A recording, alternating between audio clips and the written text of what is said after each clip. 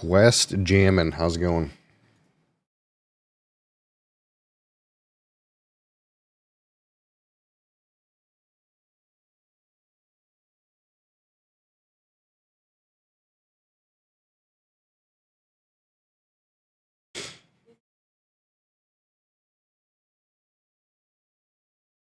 Got 4 of them. Yeah, I've never seen that purple one before. There's one under the... Oh, that's just that's always out here, though. That's the drugs. This is a new one. Yeah. That one was in his bedroom, 100%. I brought that to McKay. Put it in his pile. So Mosley got that one out of the stuffy pile. He's hunting. Great job, buddy. Here, why don't you do anything useful? Crassus, how are you? Good, what about you? Not too bad. Not too bad. I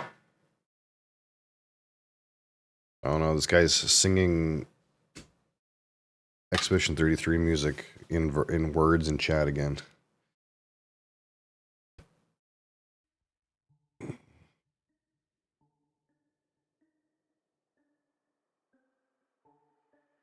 I know you're pumped, Crassus. I know you're pumped for the last PoE 1 patch. It's the end.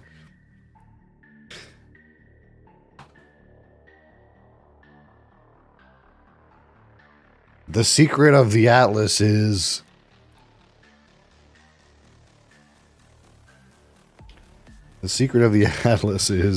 that's it.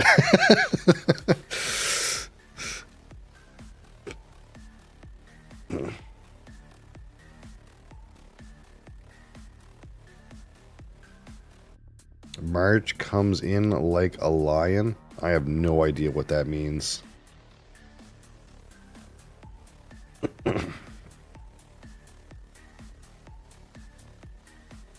Is that a bastardized translation of an anime title? That's what I'm guessing.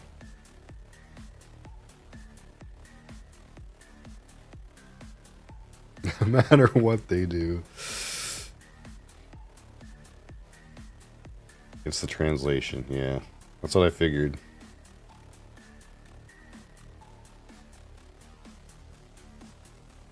You could do that, yeah. Crassus has been doing that, apparently. But I think it's because He said that. Oh. Okay. I'll be depressed if it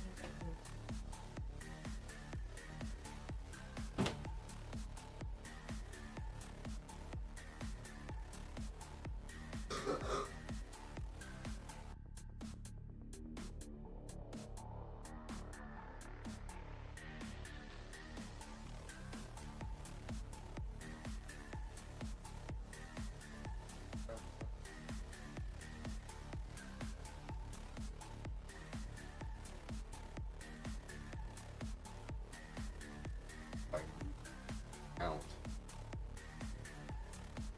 So that you can have that sit there off when you scroll.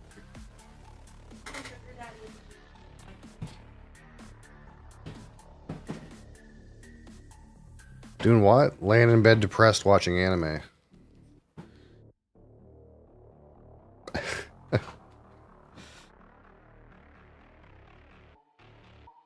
What's wrong with my camera? Fucking cat.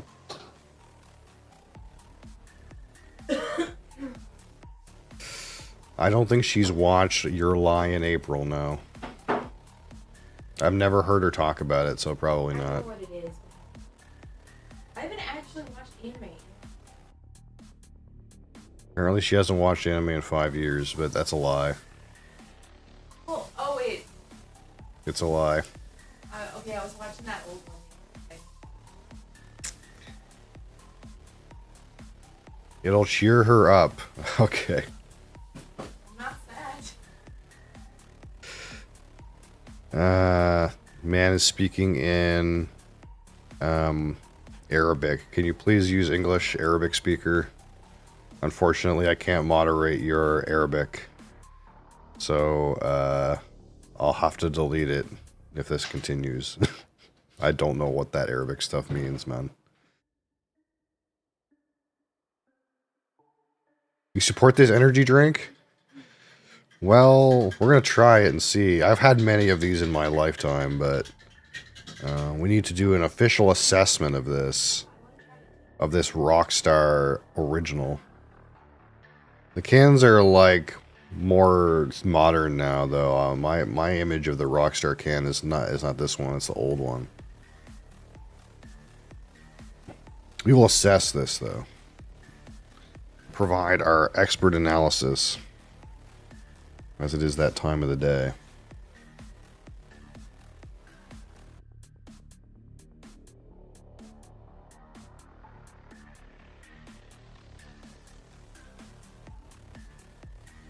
I see Cat is coming. Cat.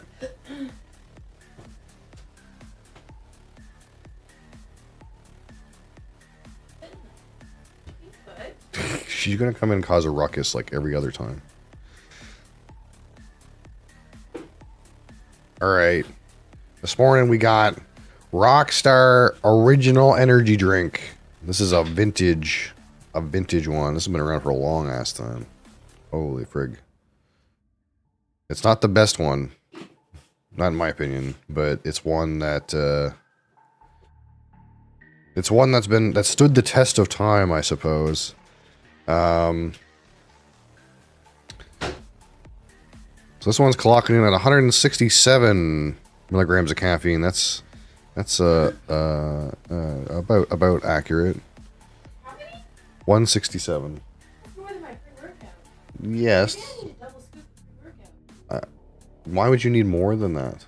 That's a lot. You don't like? Yes. You're gonna overdose on caffeine. Taurine is 2 points shy of 2,000 milligrams.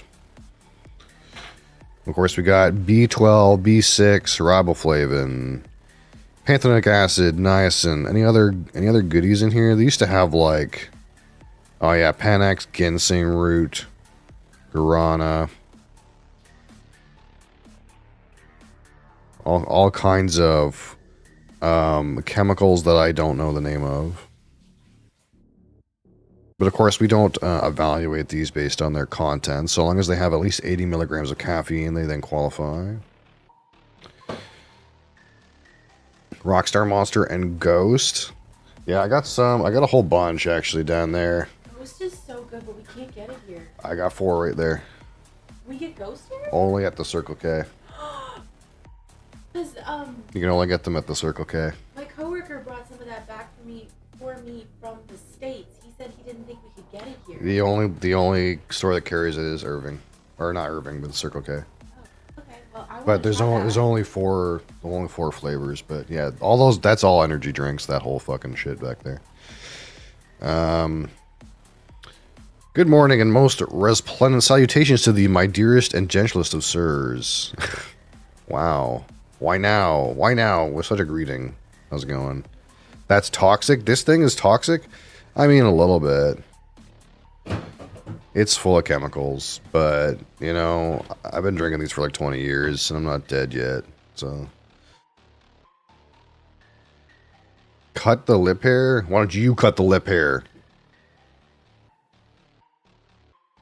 Why don't you? Boom. Alright. Oh, man, that is an unearthly color. Oh, I've never seen what it looks like. That's an unearthly color. Unlike the, my wife's going to have some of the straight from the can. That's an unearthly glow. Look at that. Unlike the past couple we've had. It's such a nostalgic flavor. That is not natural. That is not quite Mountain Dew. It's not quite like Lemon Crush, though. It's like... Really sour. It's like halfway between Mountain Dew and Lemon Crush. I can tell basically based on the carbonation and in the Capita here that It's maybe slightly more carbonated than Monster, but maybe slightly less carbonated than Red Bull. That seems to be the visual assessment here. Oh yeah? I'll show you what's not natural.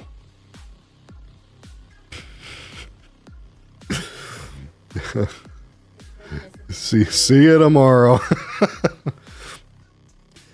My grandpa said he'd buy me Little Caesars if you said something not very nice. I'll get rid of you. Bye. We got some people saying not nice things today. It's unfortunate. Thankfully, those platforms don't go straight to the video anymore. I think it was a correct selection to not make those other platforms go straight to video. It seems like there's only one civilized chat. But yeah, look at that. They change up some of the ingredients from the actual original. I think you're right, because when I look at this, I don't remember it having so many B vitamins and other stuff in it. I think the formula is different than it used to be. I think you're correct, but I don't know for sure, because I haven't been like keeping track. I kind of like up until this point, I done like a few years of G Fuel, and I done a few years of like almost exclusively Red Bull. But we're kind of just going full circle a little bit. That's the piss of a man whose diet consists of battery acid and yellow Sharpies. That's a great assessment. I like that.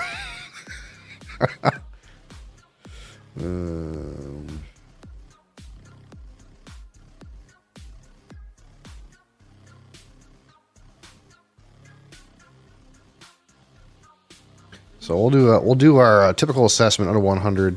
25 for aroma, 25 for palate, 25 for finish, 10 for texture, and 15 for my personal experience. If it's not obvious, typically I rate whiskey. So we're doing this in the way we would a whiskey, I suppose.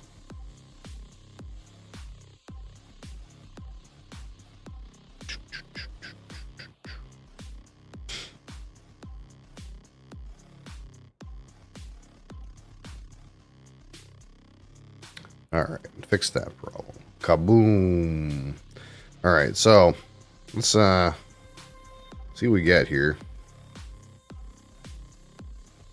Oh, this is oh man, that's definitely Rockstar.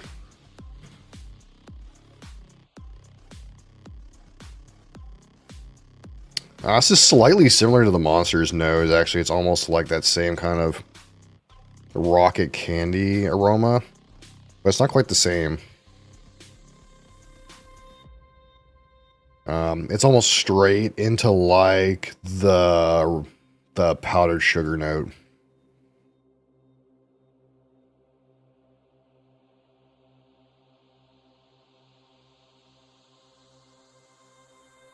Not much of a nose on this though. It kind of goes flat pretty quickly.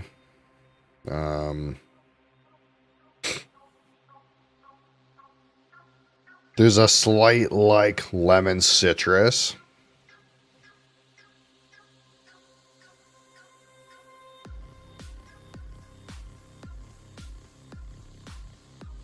Yeah, I'm almost getting like a lemonade that had way too much sugar put in it. That kind of like idea on top of the like rocket candy kind of thing. It looks like there's something in the glass, but there's not. Yeah, and almost like a bit of like a creamy character. Like like cream soda actually. Yeah. There's like a cream soda component. That's kind of interesting.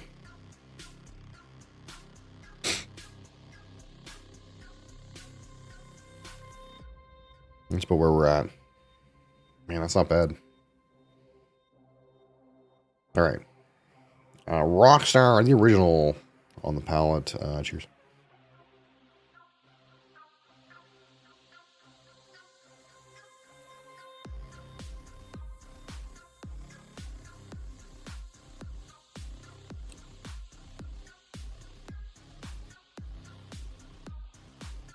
And aftertaste is pretty much non-existent. Again,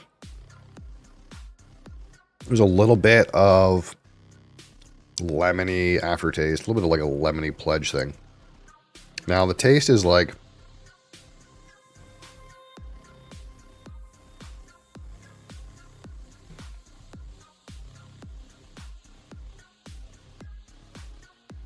it's a slightly too carbonated, just about a little bit. Like the Monster's carbonation was better. It's slightly overcarbed, just by a little bit.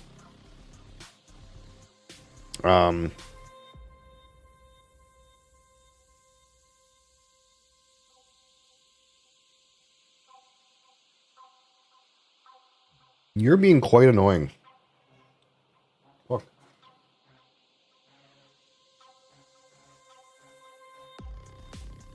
I'm up here and you're down there. So if you're going to talk to me, you got to come up here.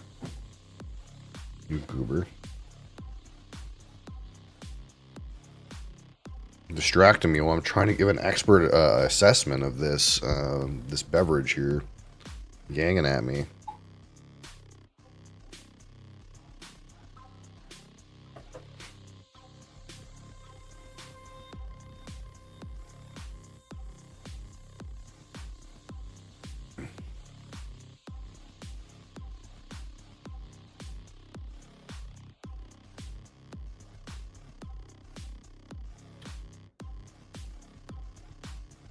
Man, it's not quite that like Rockets flavor though. It's almost like more oversweet lemonade. It's like yeah, it's like slightly citrus, but with like way too much sugar in it. That's kind of like what it tastes like roughly. It's like way oversweet.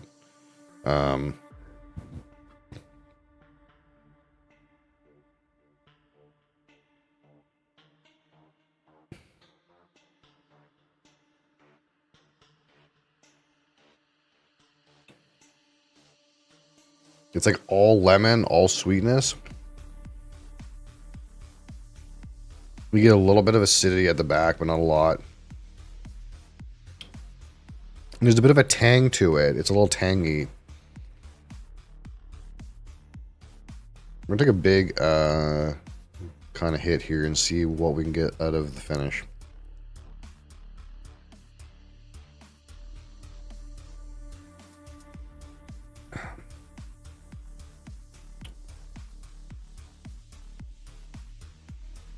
Yeah, it kind of just echoes in that kind of like lemony pledge, citrusy aftertaste. Not that bad, really. In terms of texture, it's a little bit sticky, but it's not as sticky as Red Bull. But it's maybe a little stickier than the Monster was.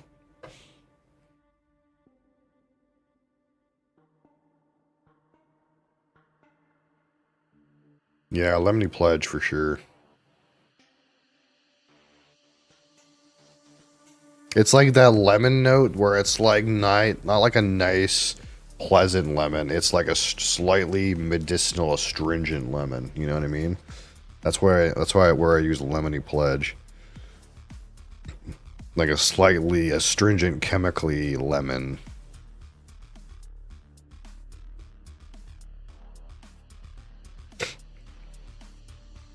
Yeah, I'm still getting that like cream soda note on the nose. That's kind of interesting. Yeah, I think cream soda is kind of like where I'm landing with this. I think there's some on the palate too. It's like hard to pinpoint that flavor, but I think it's like a lemon cream soda. Honestly, that's kind of where I'm going with this.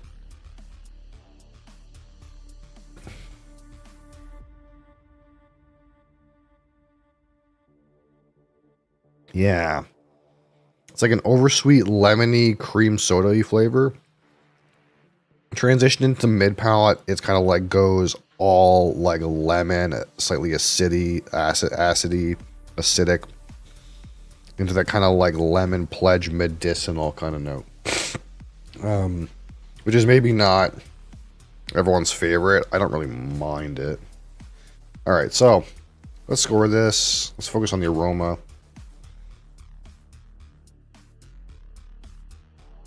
I don't know why my blank sheet's not blank. I hate that. Hold on. I got a cat doing something naughty. Excuse me. Excuse me, sir. That's trash. Trash. Oh. Oh.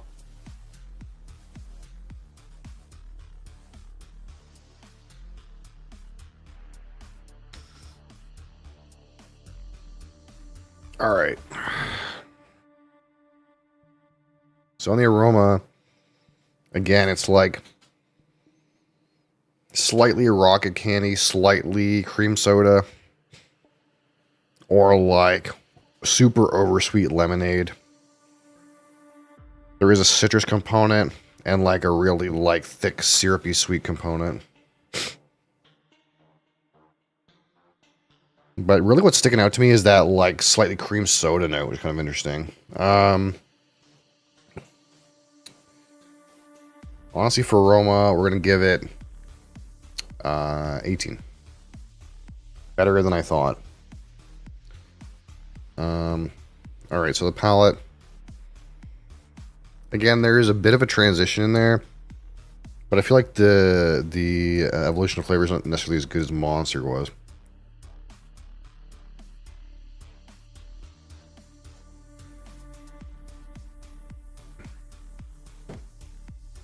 You kind of start out with like that very like heavy sweetened lemon citrus spike. Then you get into a little bit of that cream soda note. Then it ends on kind of an acidic note and a lemon character.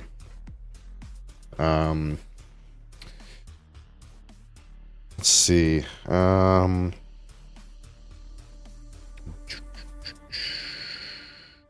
We'll call it honestly not too bad. It's worse than the aroma though. We'll call it 16.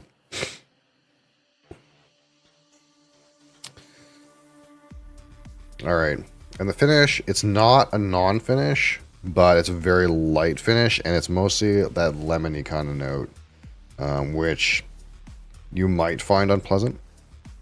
I don't mind it that unpleasant.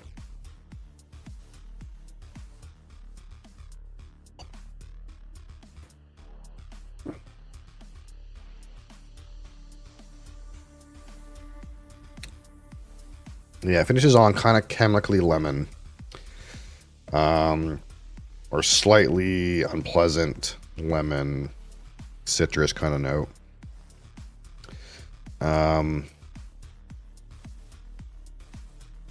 don't mind the finish personally, so I'm gonna give it 13, but it's not great. I could see why you would give the finish negative points, perhaps. All right, so I'm gonna talk about texture at a 10, which again, this is a little bit sticky. Carbonation is a little bit higher than I would like. So it's going to be slightly worse than an even score, I think. We could tone down the carbonation, perhaps, and find a way to make it less sticky. That would be good.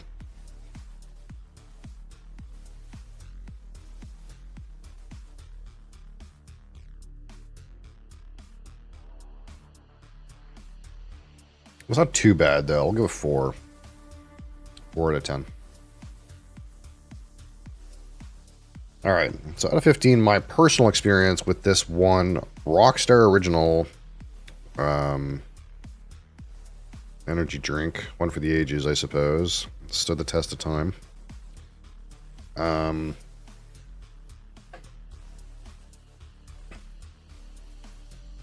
So again, when we talk about spirits, we kind of think about, well, why would I pick this particular drink over any other similar drink? Why would I go for the Rockstar Original in terms of its flavor?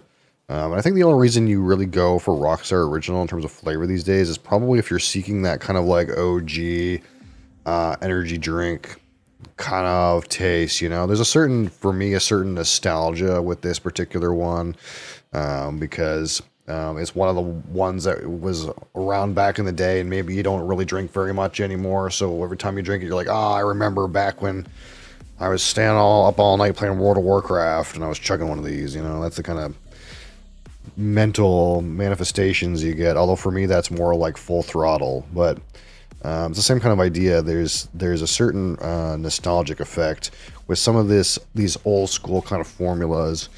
I feel like that's the main reason you'd actually hit this one over like one of the ones that's new and has maybe a better flavor profile.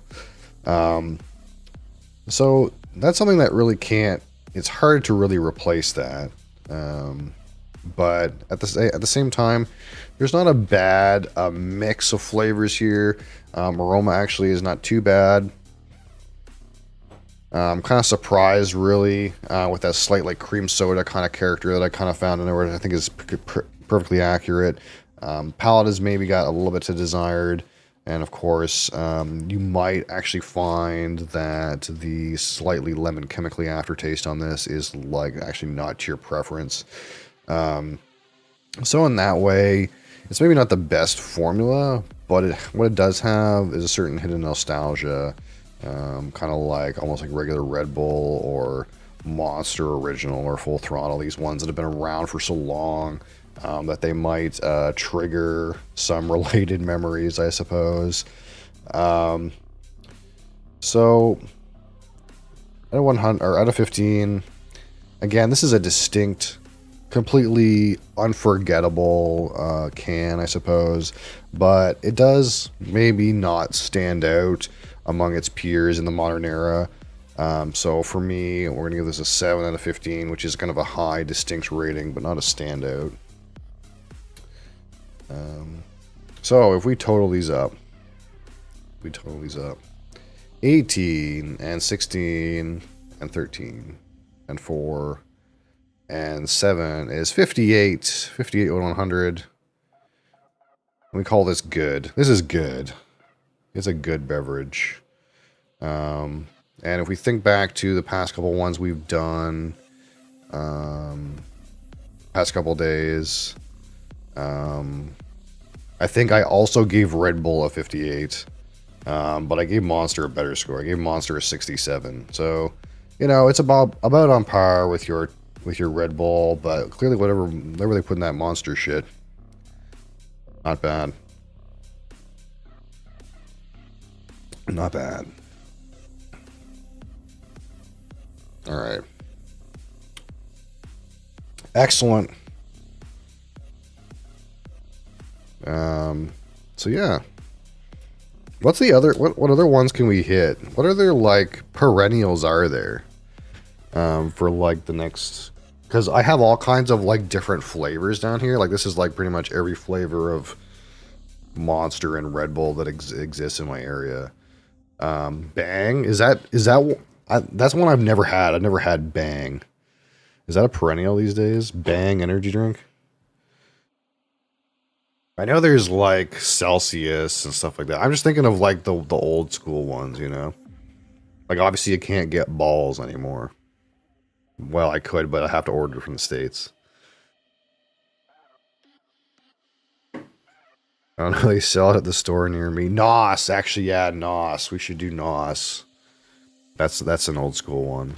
I'm trying to think of what other old school ones there are. I'm only drinking one a day. It's not like anything different. It's not anything different. If you're worried about my consumption of caffeine now, you should have been worried about my consumption of caffeine for the past 20 years. It's not any different. And if we're going to be honest, between the two of us, you drink like 3 times as much caffeine as I do. So, back at you. She's over here, like I'm saying, well, this can has 167 milligrams of caffeine, and she's over here going, that's more than my pre-workout. Maybe I need 2 scoops. Like, what the fuck? Not to mention the fact that she takes pre-workout, comes home and has a coffee. An energy drink in the afternoon. And then sometimes an energy drink in the afternoon. And she's sitting here concerned about my, like, one a day here. Yeah, but I have ADHD, so my brain... That your heart doesn't care what your brain condition is. I understand, but Heart built a tolerance. your heart built a tolerance, right? Remember Jolt? Yeah, we talked about Jolt the other day. Because again, to me, like when I first started on these, Jolt Cola was a thing, but it wasn't like the red can. I don't know if you're thinking about the red can, Monkey Man, like the red can with the stripes. But for me, it wasn't that. It was like, you know how like Monsters come in like that like big can that looks like a battery. It was in cans like that. Jolt Cola came in cans like that, and the can looked like a battery. You drink 2 to 4 today? Godspeed, brother. The most that I do is I'll maybe have like one in the morning and one in the evening, but they're usually it's like one Red Bull like regular size. Like usually I do like two of these a day, which is the same as one of these, and because I think that's like a better distribution of caffeine, right? Like if you do one and one of half serving. I don't really do this size too much anymore. But we're doing it we're doing it for this purpose, I suppose. Brain condition overrules heart physiology. Well, we'll see what happens when when the doctor wants the echocardiogram.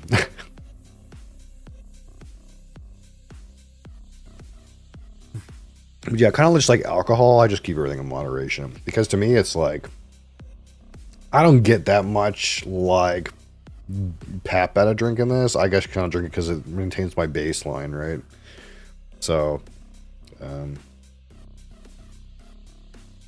don't do that. If you don't agree to the tests, they can't show you the results. That is true, I suppose.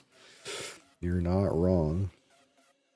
All right, so let's save this, save as, and of course we'll post this little mini review to YouTube today later.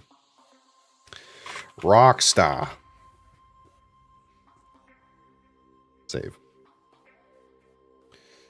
And now it's Friday, so we're gonna go talk about. I'm not gonna talk about. We're gonna play some Final Fantasy, the original.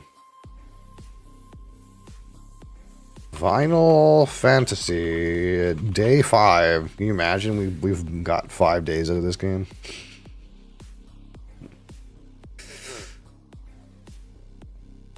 Let's kill the music.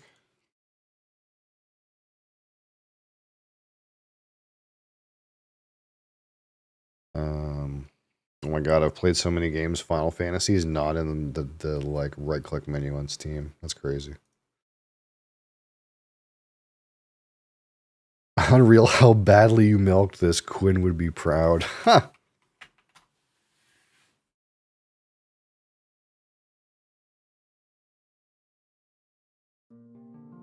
Yeah, Monkey Man, if you're a caffeine enjoyer, every weekday morning at 11 my time, or I guess 11, not 11, no, not 11, 8 Eastern time, we're gonna do caffeine. So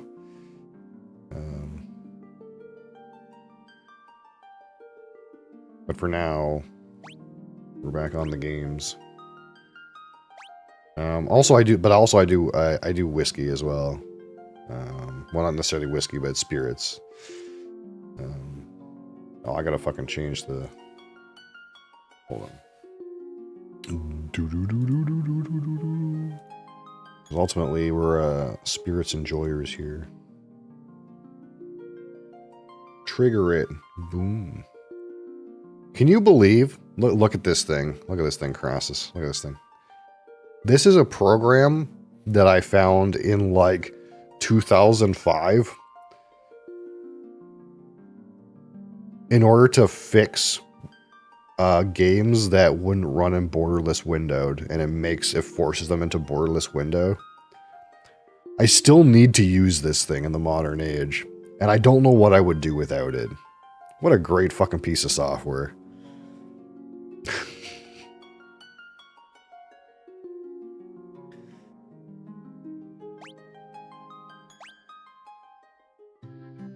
Because it used to be a big problem before that things wouldn't go board. And this game's not perfect, right? Because you can see like the outside edge over there. It's kind of like white and black.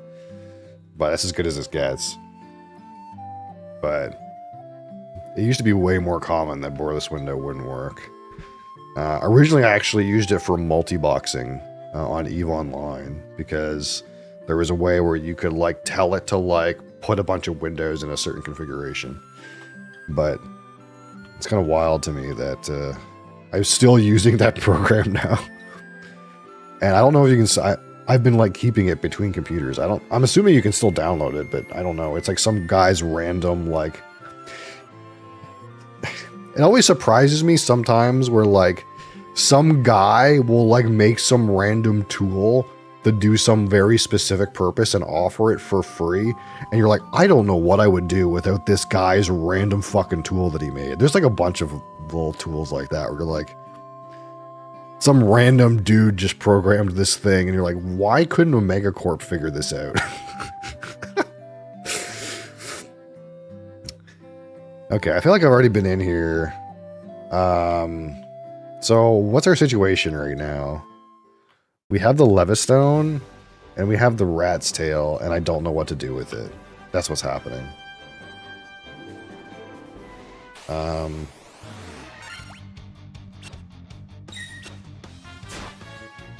Yeah, I don't know what to do with my shit.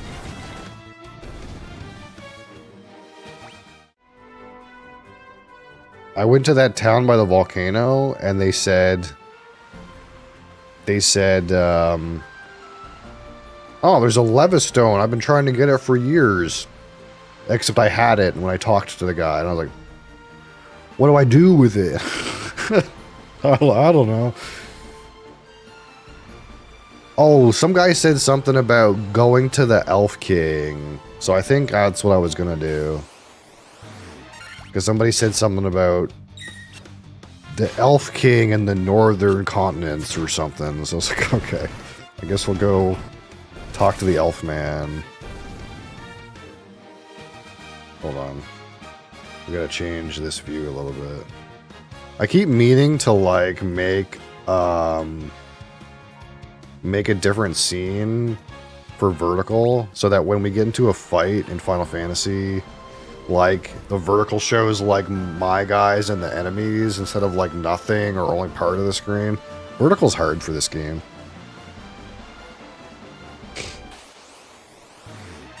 Because right now I can like show the enemies or I can show my party. That's like it. I figure like showing the enemies makes the most sense, but I don't know.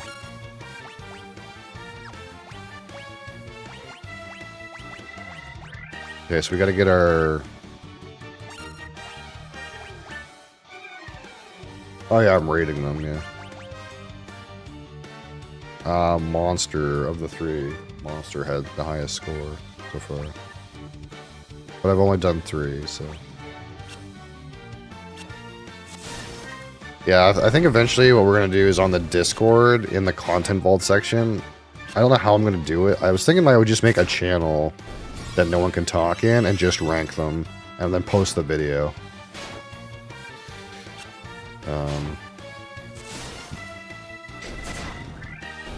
Oh, it didn't gauntlet.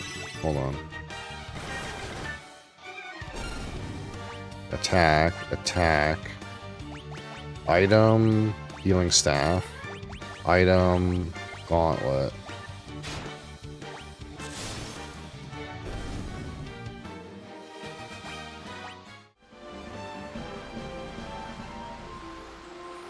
Hi, Mum on a plane.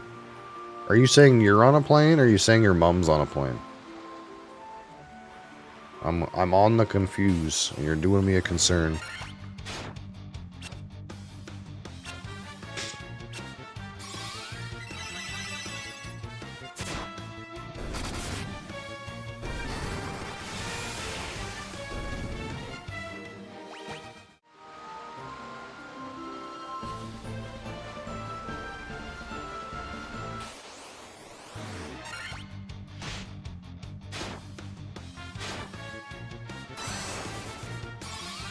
You're on a plane. Wow.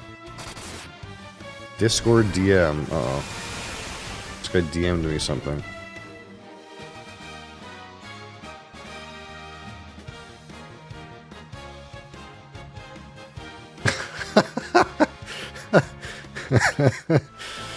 So you're considering playing that game again, are you? What is this? I can't remember.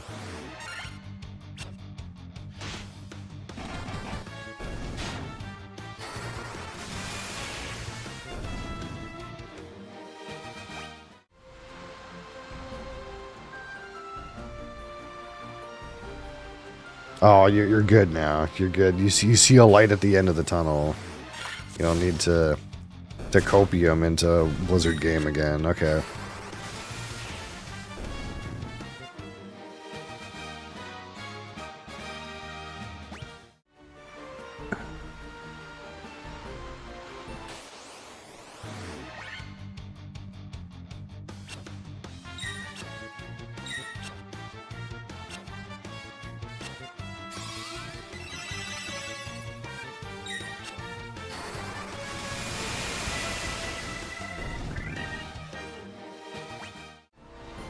Let's look at the map again.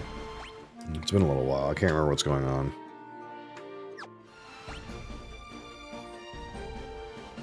Okay, so... yeah, we couldn't find a way to dock our ship up there. But I think the Levistone probably does something with, like, flying.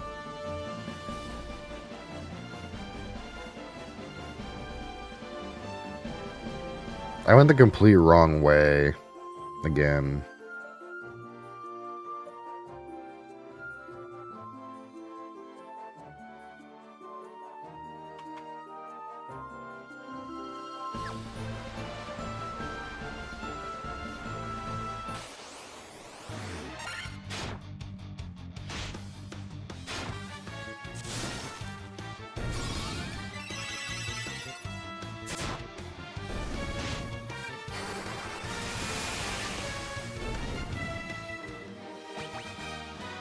Nice, bee's knees leveled up.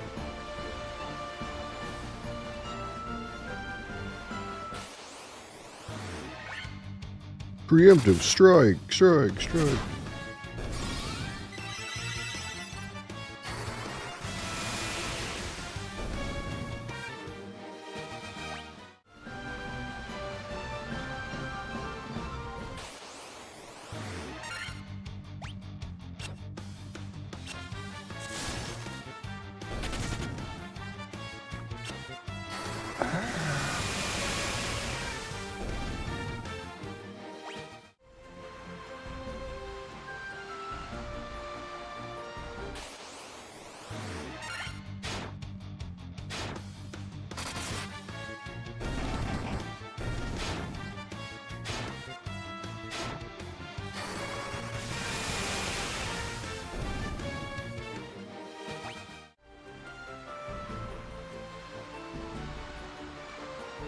I think the elf town's down here, right? At the bottom.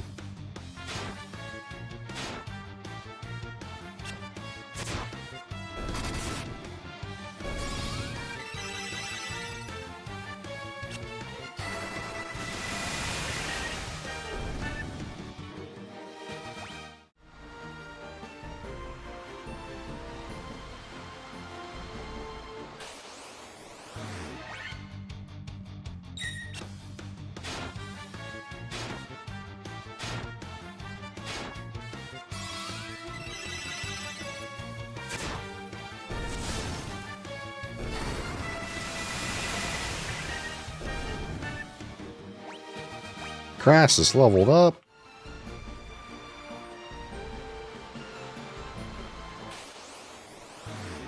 We're leveling up. Okay. Has nothing to do with being lost. We're gaining experience. Okay, let's go in here. In the castle. Oh, I want to go in the castle.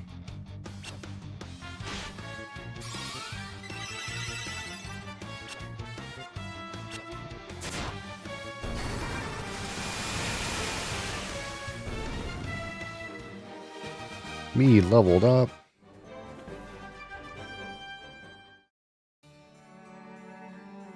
Okay.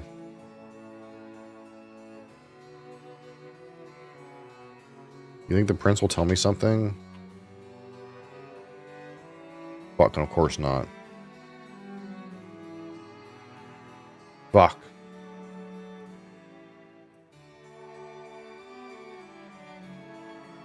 Tell me something of relevance. Yeah, dwarves, yeah.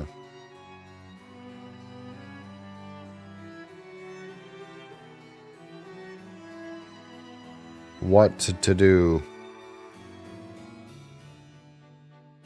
Dang it. They didn't help me at all.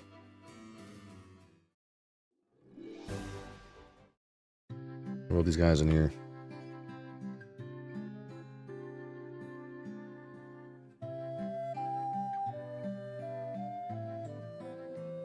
By the power of the Levistone, a great sail rises into the sky from the sand of sea below the crescent. A great sail rises into the sky from the sand and sea below the crescent. A great sail rises into the sky from the sand and sea below the crescent. What? Down there? Do I have to go down there?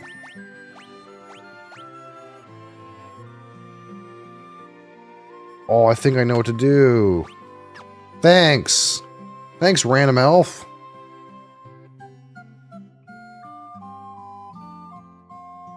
I never would have went down there on my own.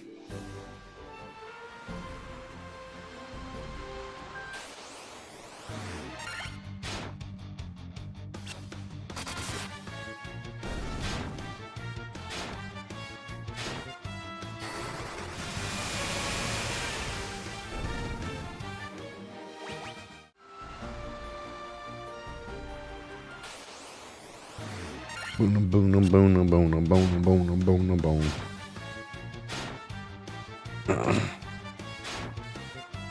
I like this boat. You don't get too many games with boats anymore.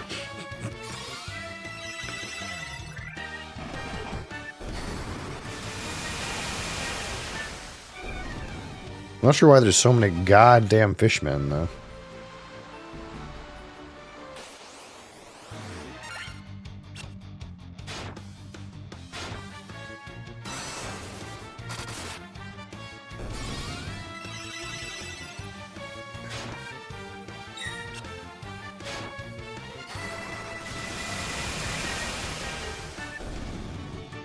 We leveled up, Crassus, okay? Don't despair.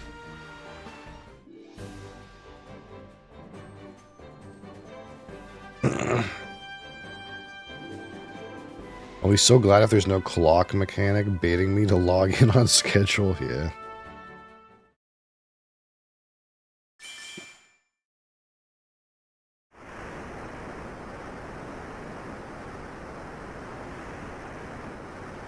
We're doing a thing, Crassus. We're doing a thing.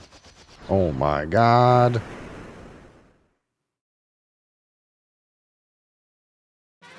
You obtain an airship.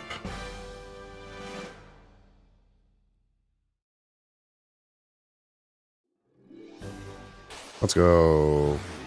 Just kidding. Fight a worm.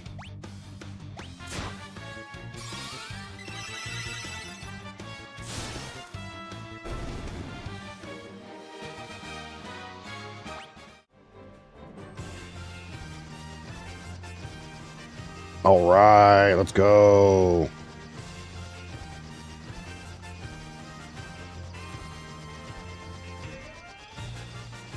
Can I land? No. How do I land, dude? How do I land this fucker? Can I only land on sand? No, I can land on grass.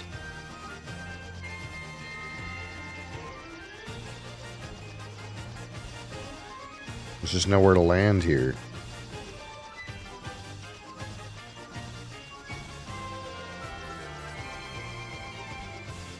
So I gotta land over here.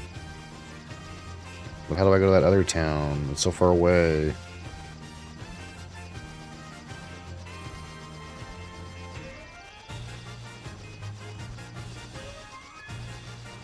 Here we go. Wow, that's better.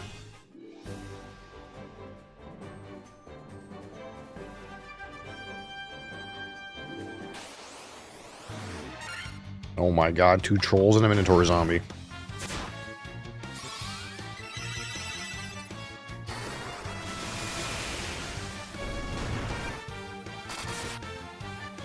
Boom. Ka-fucking boom. Da-da-da. Wah, wah, wah, wah, wah, wah, wah, wah, wah. Bum, ba, ba, ba, ba. Ice Storm. Holy shit, that's rude. All these wolves cast Ice Storm?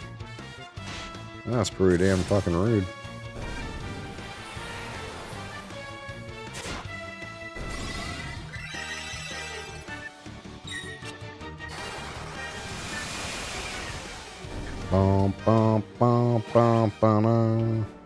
What's in here?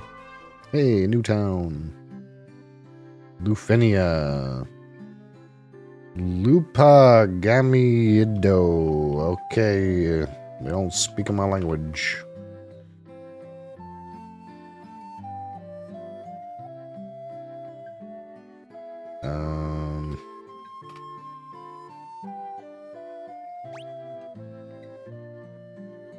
Okay, so I get the feeling whatever I need to do here, I don't know what it is yet. Because they're... Hey, what's this? Let's take a peek at your reflection in the water. Ugh, you're filthy. Use this to wash up. Okay. Thanks, game. Okay, that was useless. One over here was a waste of time.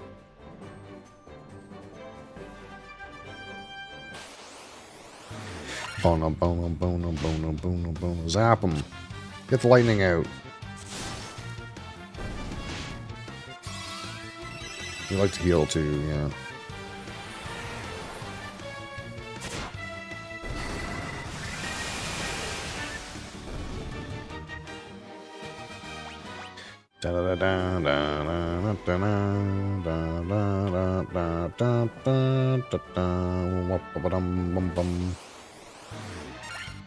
Dinosaur.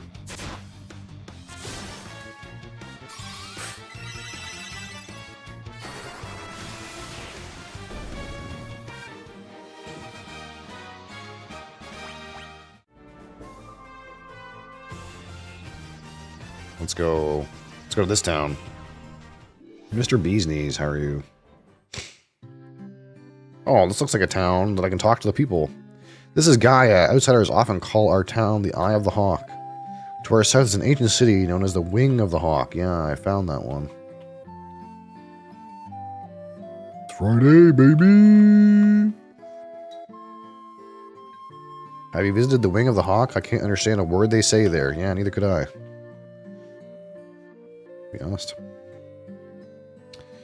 I don't believe it. You're outsiders, aren't you? How did you make it up this high in the mountains? Can you fly or something? No, that's impossible, right? No, that's fucking impossible. We do the impossible around here.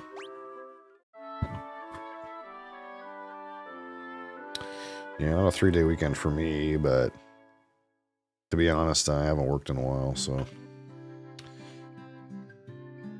I can stand to work a day. A fairy was living at our spring, but I haven't seen her lately. I wonder what happened to her.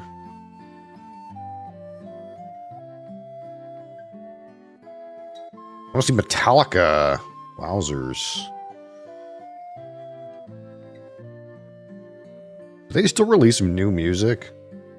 That's like one of those groups that I think they still make new music, but I've never heard a new song. I just know the old ones. My dad was always telling me how the castle to the west was a place to test your courage. I already did that.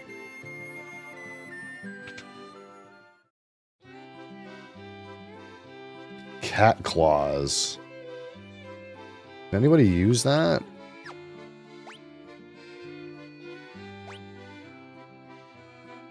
Oh, with a razor sharp blades. Can my monk use this?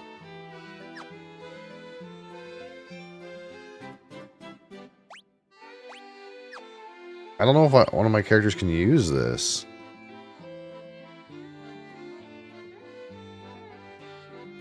No, I don't think it can, because I think when you click on it, yeah, I think my characters can't use that. For sure, a new album came out in the last 5 years called 72 Seasons or something like that. Yeah. In some ways, it must be a little bit discouraging.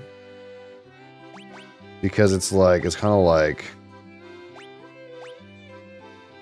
You still want to like make new music, but... You know, you're not gonna do a better one than like Master of Puppets or something. You just know that you're never gonna, you know, you're not gonna make a better one than the ones you have. Okay, what do my guys have? They lost the juice. Well, there's something gonna be about losing the juice and like being a band that like wrote like a perennial song, and there's just no way. I'm trying to think of another example, but there's a couple of groups like that where like they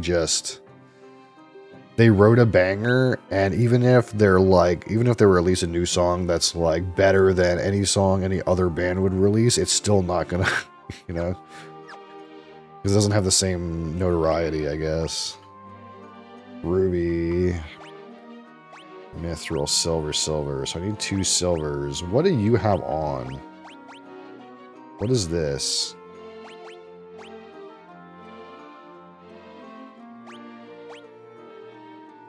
$18. That's still worse than the ruby armlet. Protect ring. This is a glove, though. Like, can I buy 4 of these? And 3 of these. I used a whole bunch of my money.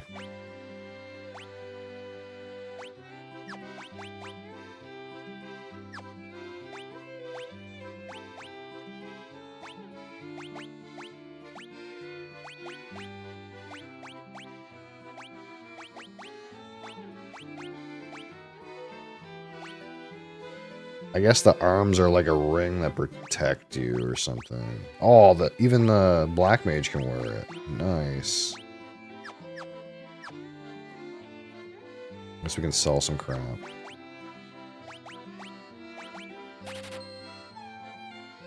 I have a leather glove equipped? Who's got a leather glove equipped? Oh, what? Hold on. There we go.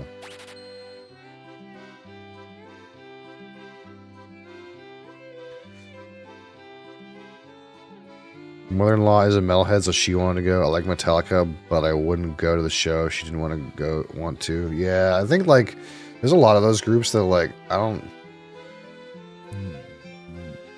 don't make bad music, but they're not like the ones I would seek out, you know.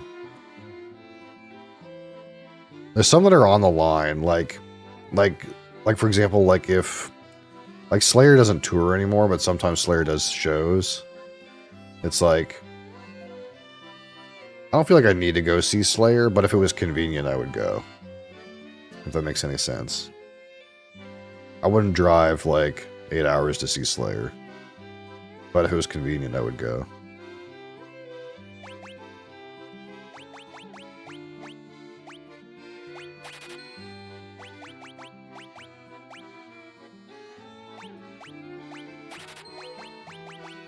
I think like Metallica is kind of like in that group. Like what else is there? Like a lot of those old school, like Megadeth or something like that. You know what I mean? Like I'm not like really wanting to go see Dave Mustaine, but if it was convenient, I might go. You know what I mean?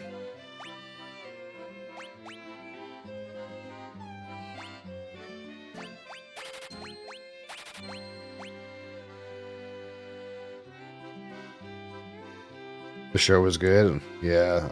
Corn's supposed to be up here pretty soon, I think, too. But nothing comes like to my province. It's kind of like if you want to go see anyone who you've heard of their name before, you have to go to Montreal. That's like the closest place they tend to come.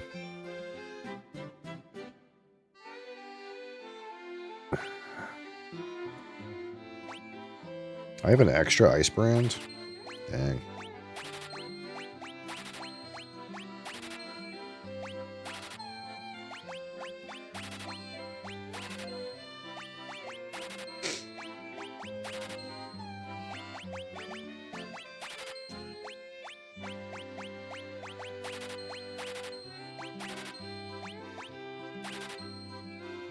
We did Rockstar, the original Rockstar. That's what we did today.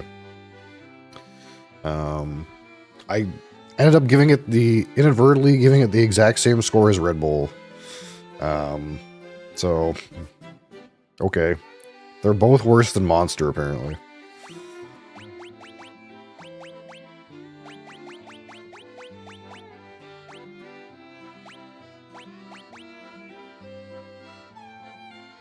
Yeah, I kind of want to I kind of wanted to hit these ones that are like just old school kind of recipes. But now that I've done these three, I don't know what other one. Oh, right. Crass said NOS, like regular NOS. I should probably do regular NOS. Maybe we'll do that on Monday.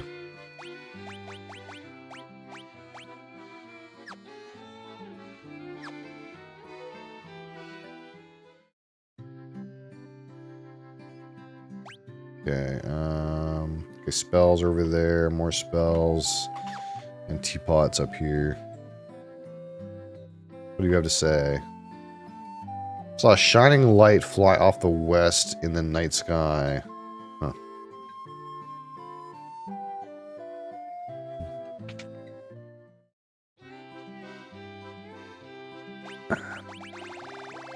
This guy doesn't really have very much. Let's just buy some cottages.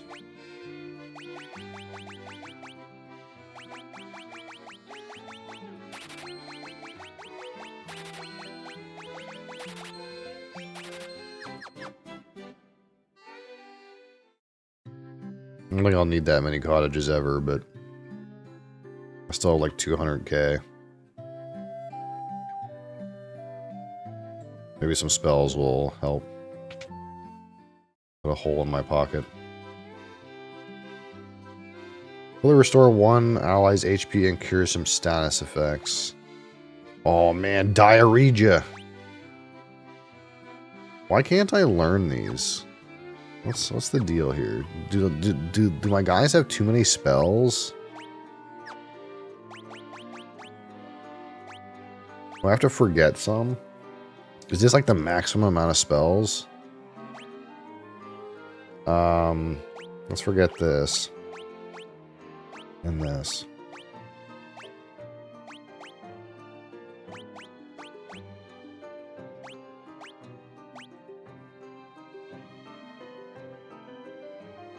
I don't need this. Now can I add spells? No. Cannot learn. Am I too low a level?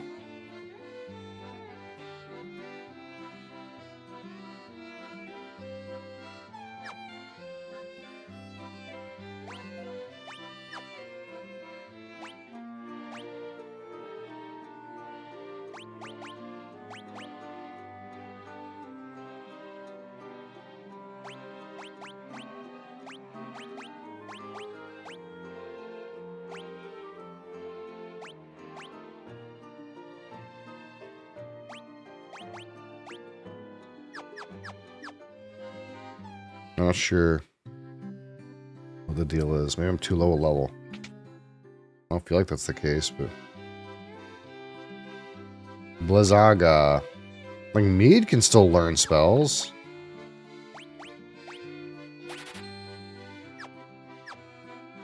What's the deal here?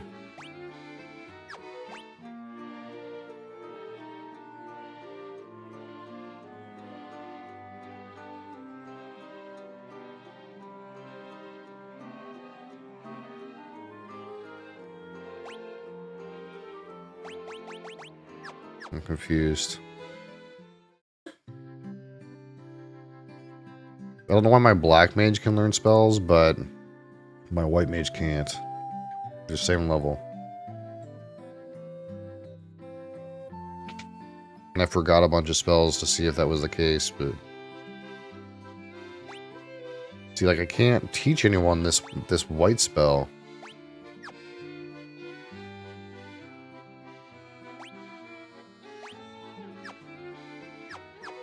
But I bet you if I go over to this black mage...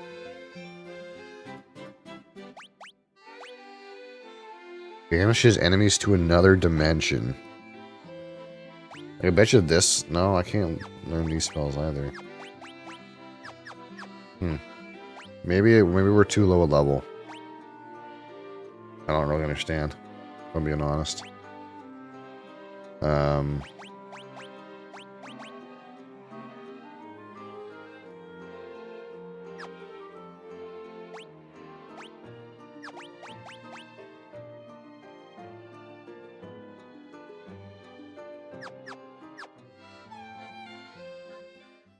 It's only I can figure is I'm too low a level or something.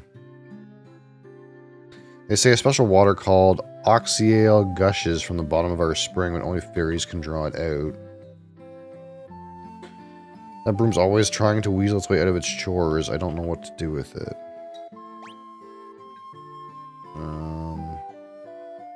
There's a house up there and there's a spring.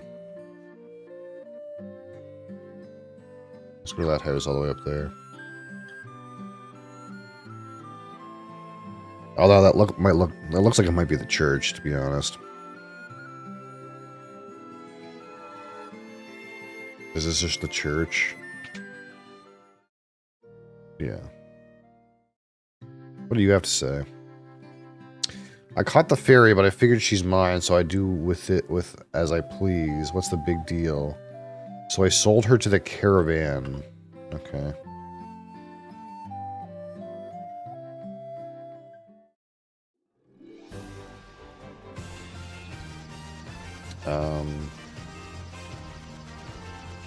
What else is around here? So there's this thing.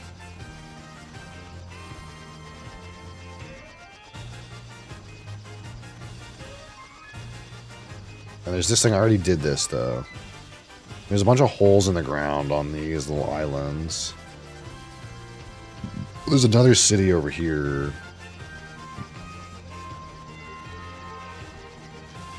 Having a hard time finding a place to land. I guess I can land here, but I don't think that helps me. I can land here. Maybe we'll go up to this little city and see what they have to say.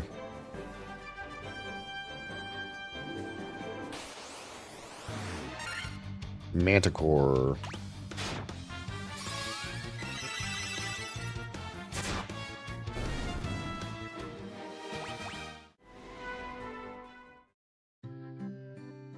On rack.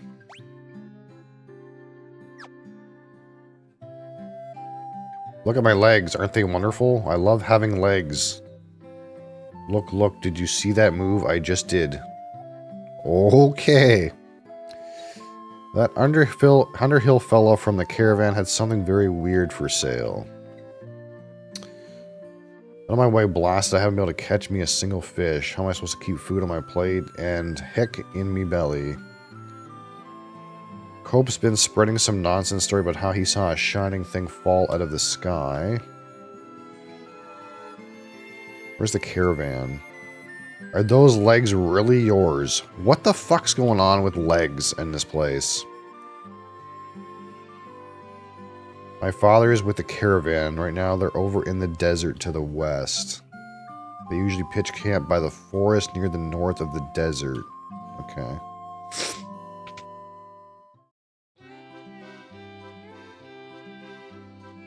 Raises casters' attack and accuracy. Yeah, I can't like get these spells for some reason. What about these ones?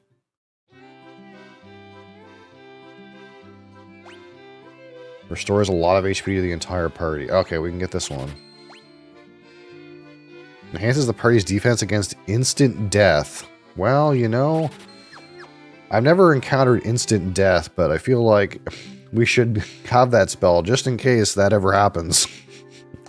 I imagine having a spell that counters instant death in the game is some sort of foreshadowing. You have the look of a warrior about you. I'm a warrior myself, on a pilgrimage to the Citadel of Trials to earn the recognition of the Dragon King. I must return with a token proving my strength and courage. I already did that. The sunken shrine is said to be filled with riches, silver, gold, diamonds, even tablets describing lost languages and civilizations if you believe the legends. Okay, so we gotta go to this sunken shrine to learn the language of those other people.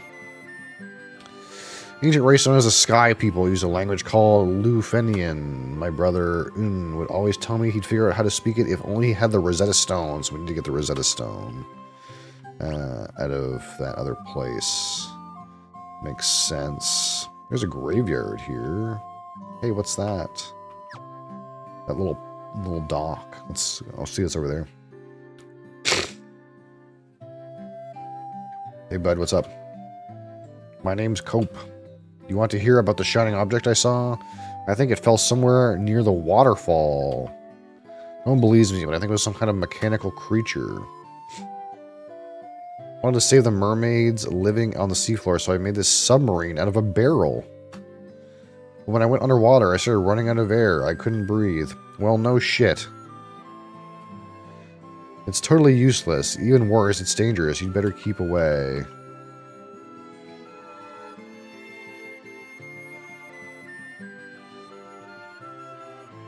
Today's not the day.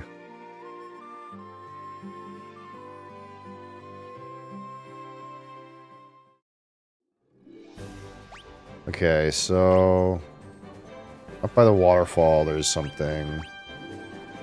At the top of the desert there's supposed to be something.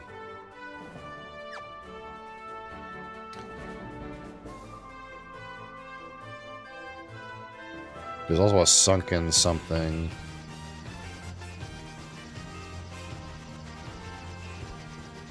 I don't really see anything.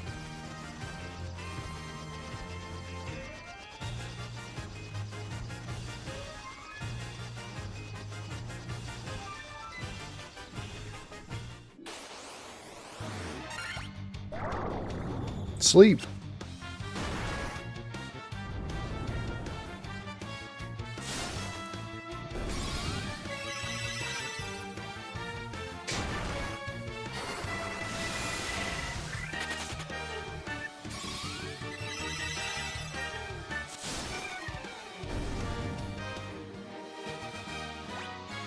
Creix is level 36. Nice. Caravan. So this... He sold the ferry in here. Bottled ferry, 40k. I'll take it.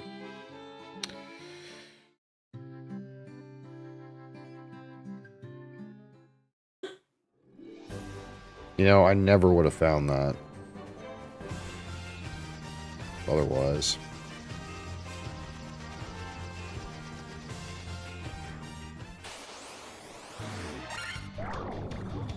Sleep.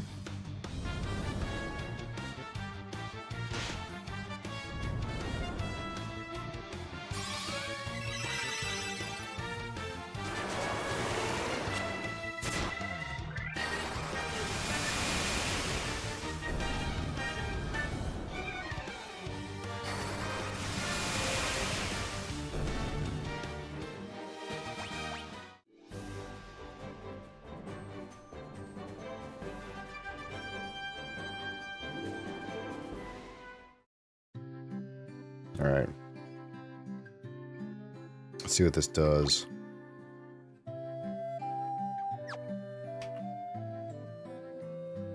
Wait, I think this is not the city for this. I think I have to go to the other city. Yeah.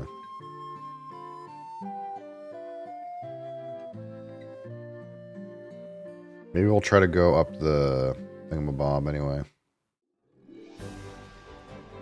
With our canoe. Ambush! Flee! Yeah, you better fucking flee.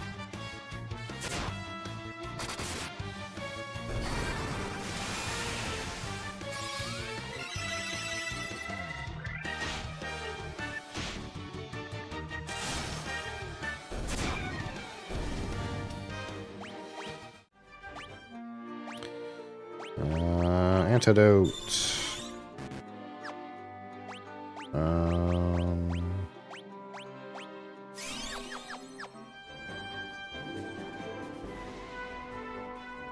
Right, so there's something up here by the waterfall, apparently.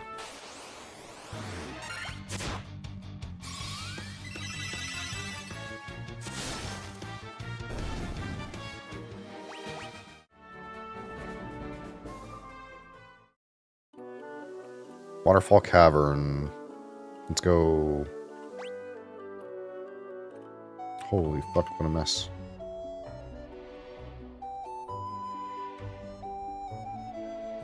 Okay, so around, down, and down there. Ah, clay golems again. I remember these guys.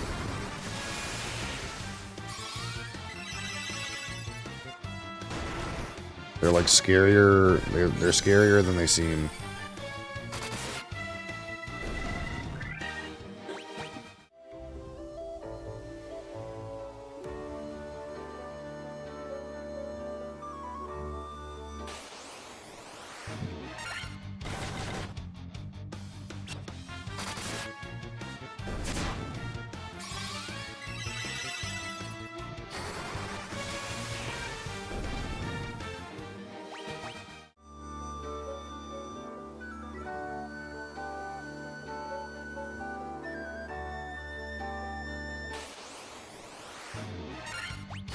King Mummy. Oh my. Man, for a King Mummy, he wasn't too hard. Oh no, meetings. Doc, leave. Preemptive strike.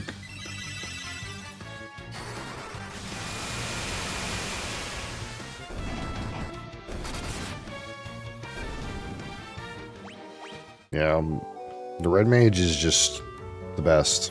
That's all I can say. I don't know how you're supposed to, like, compete with a monk, dude. He doesn't get any new items. There's, like, no nunchucks for him to use, dude.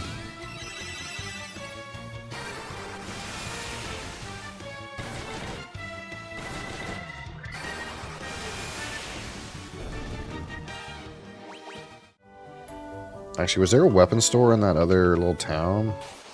Maybe I fucked up. Preemptive strike.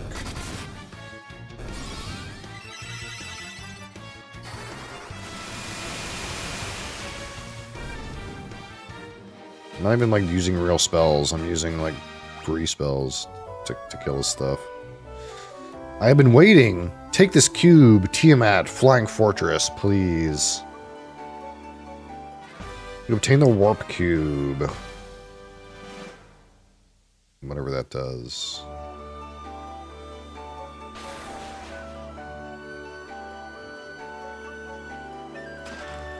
Wizard staff. What does that do? A staff that casts confuse. That's garbage.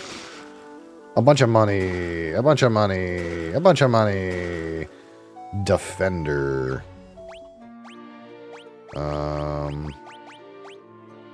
A sword that casts blink. Okay. Ribbon. A ribbon that guards against elemental attacks and status effects. Is that something somebody can equip?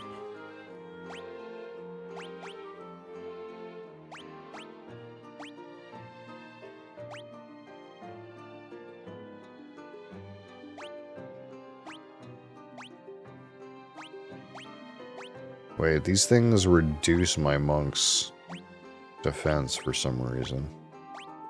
It's kind of weird.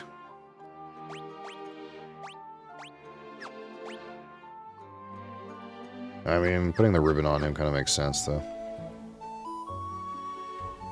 Okay, we got a warp stone. Who knows what that's fucking for?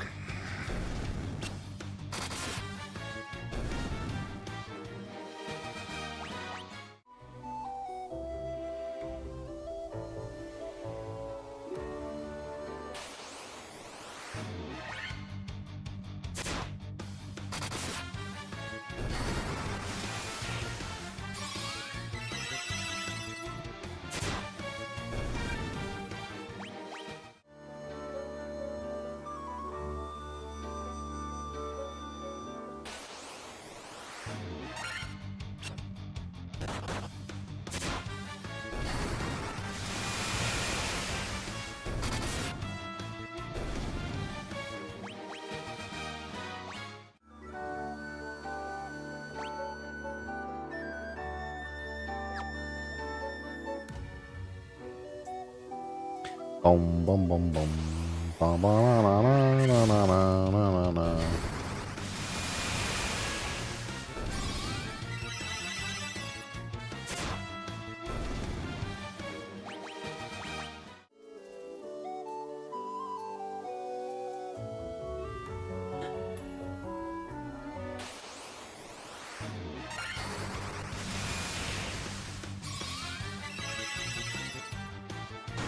Yeah, after playing the game this long, in hindsight, man, the monk seems underpowered. I don't really know what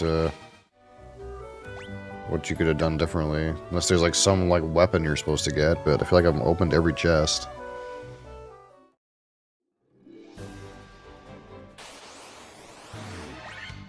Ambush!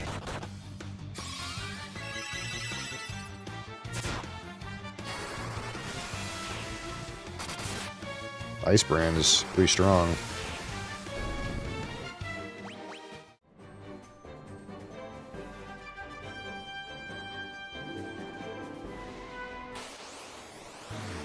Boona boona boona boona boona boona boona boom. Okay, let's just go back into this city and see if I can figure out what to do with this warp stone I just got. Maybe somebody knows what to do. Is there a weapons store here? No.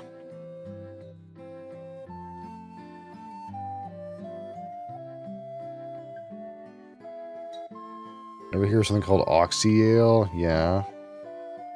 Say the shrine sank into the sea 200 years ago. Now there are mermaids living there, or so where the story goes.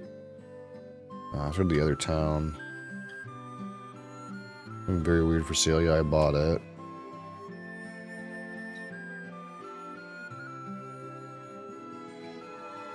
I got the thing. Should I go talk to him again?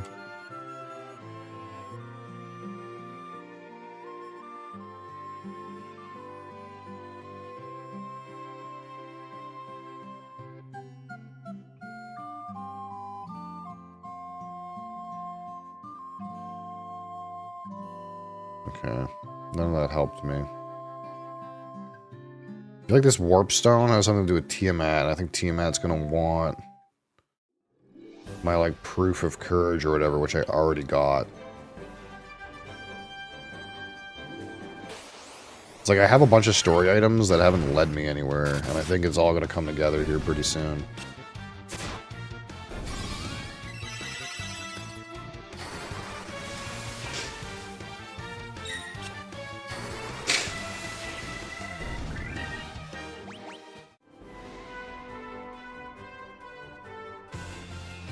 Okay, so from here we gotta go to the city up here. And do something with their spring with my ferry that I got.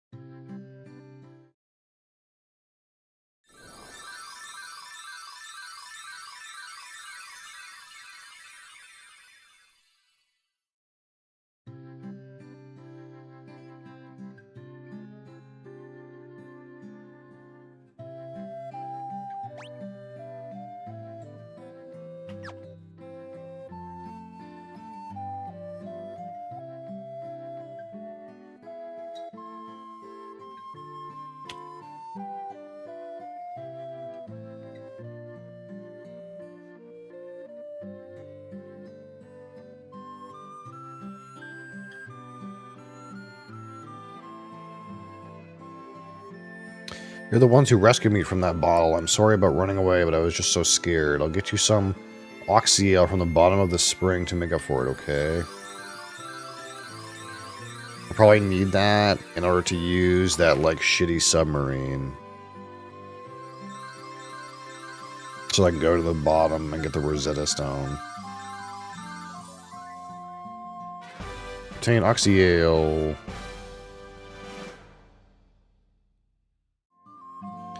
Air will flow out of that water for as long as you have it. Yeah.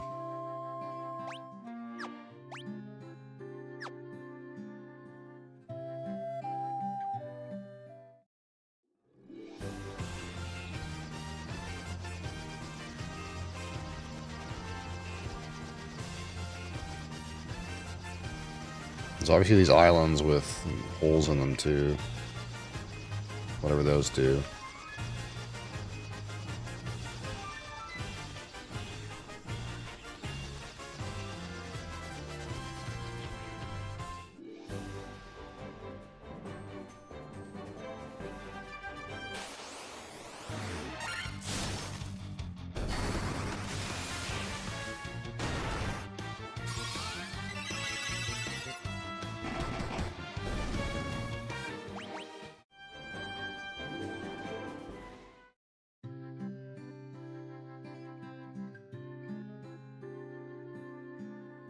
Boom, boom, boom, boom, boom, boom, boom, boom.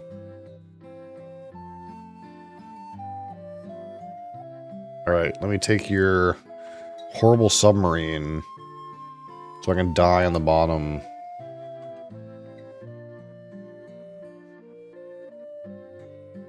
Please save the mermaids. Okay.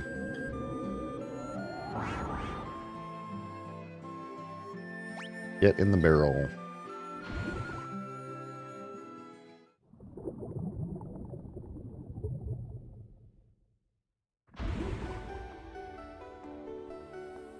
Sunken Shrine, 3F. There's an up, there's a down. There's a couple of doors.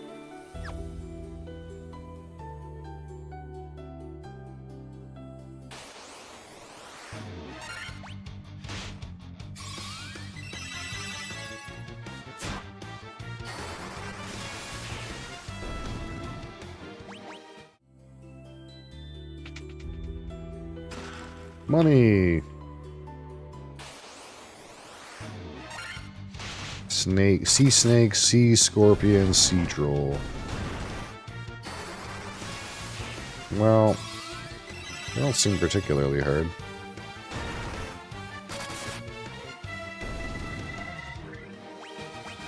X level 37.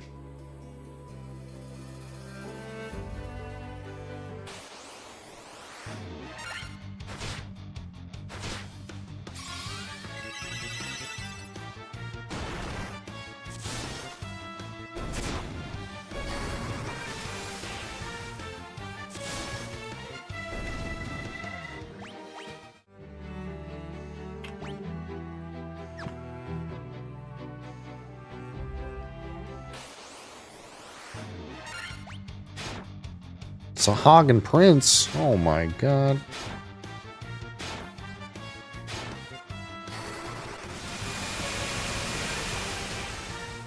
Kaboom.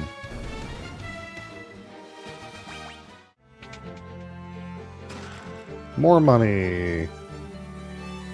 Well, should we go up or down?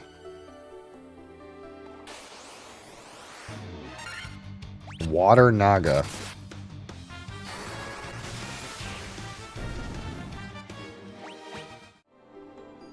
We're seeing new monsters, but they're just dying.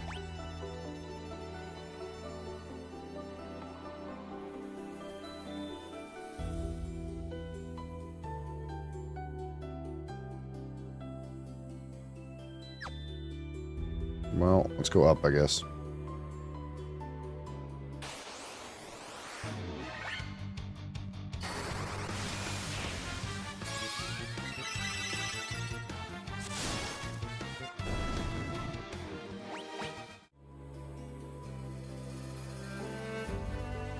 Second shrine, floor 4. There's another way up. There's a bunch of doors. Let's go peek in the doorway here.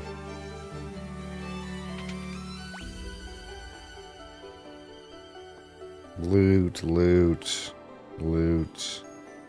There's loot in basically every door.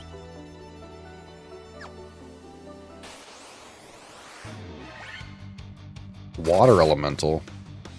They kind of look like air elementals.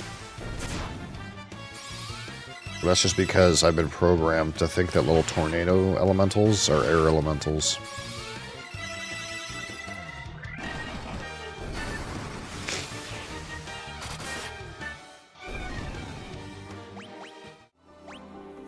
We need to high potion our buddy.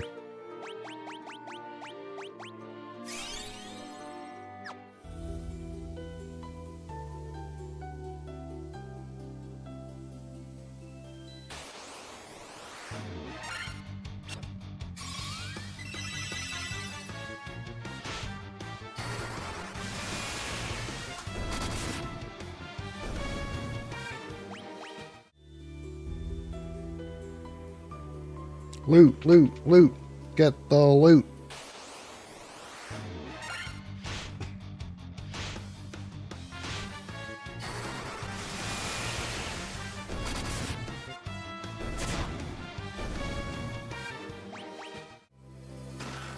Money.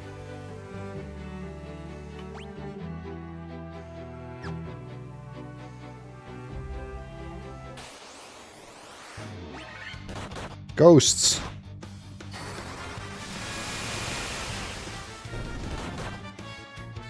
Ow.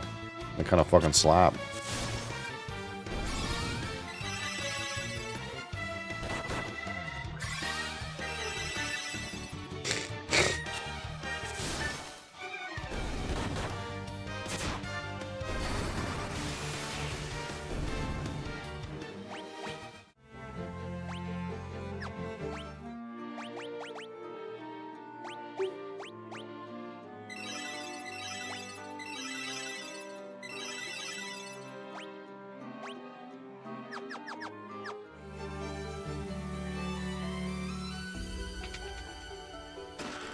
Diamond armor. What? Yeah, there's no way it's not leaking based on what's outside.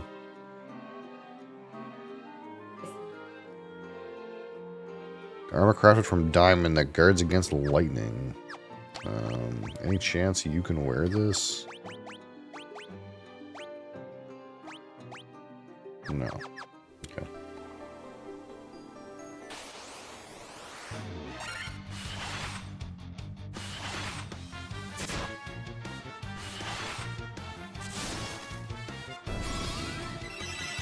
It's Schwarzwald dry gin from the forest, the Black Forest of Germany.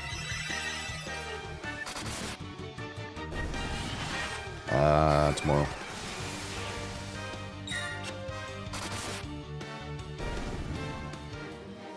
What? Big claims, is there?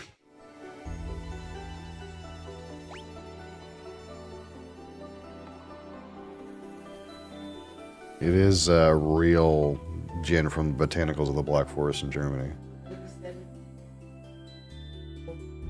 Yeah. What did I write about it? Hold on.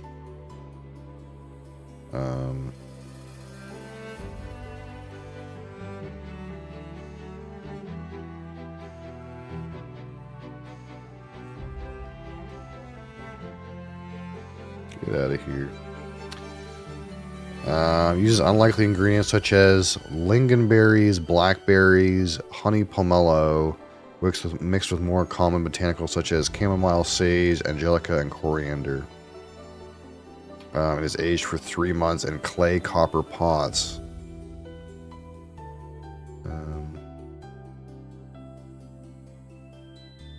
Yeah, tomorrow we're doing it. They have to write that. It's probably the most expensive gin you can get. Like that size bottle is usually the same price as like a full bottle of other gins. $61. Yeah, it's not that bad. Yeah. Gin's not expensive, but that particular gin is expensive. Yeah, no, like that's the most expensive gin that I know of, and it's like maybe twice the price of regular gin.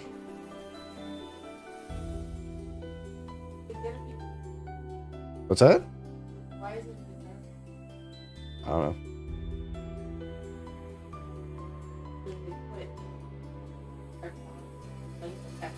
Yes, that's true. Oh. Yeah, I don't know. Just a choice that they made, I guess.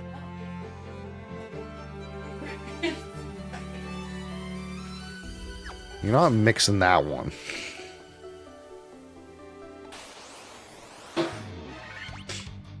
We got plenty of other gin you can mix.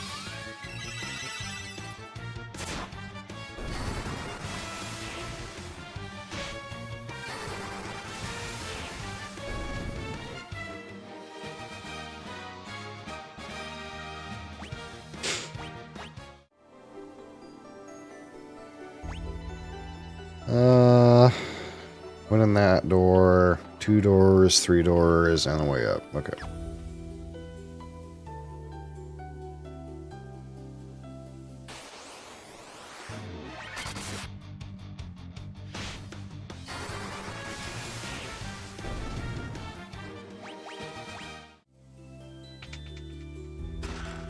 A light axe.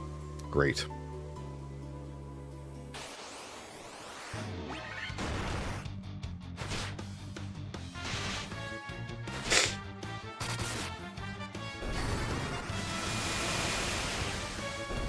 Kaboom.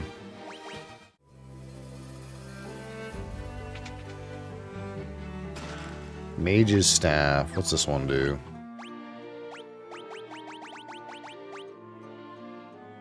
Casts Fyra?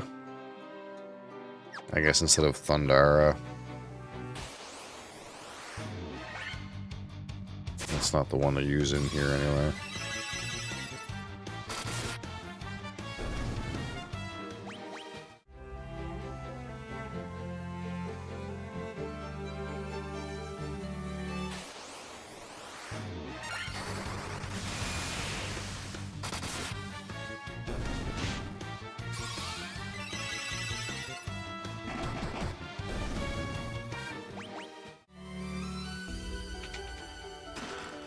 Money. Did I get everything? Yeah, I think so. Alright, let's go up.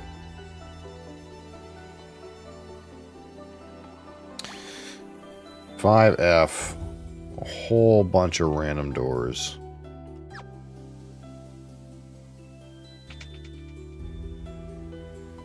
Oh, my prayers have been answered. Okay.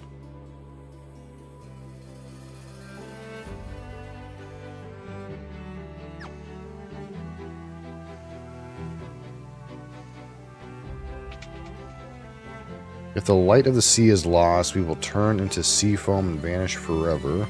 Okay. Money. Money. Diamond armlet.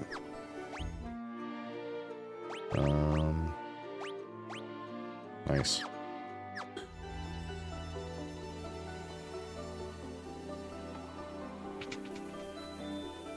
One of our friends went to see the world above and hasn't returned.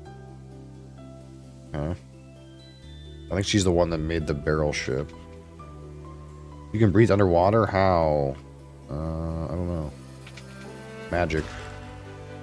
Money.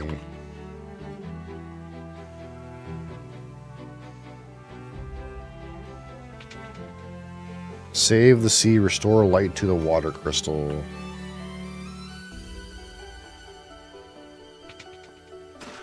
Money.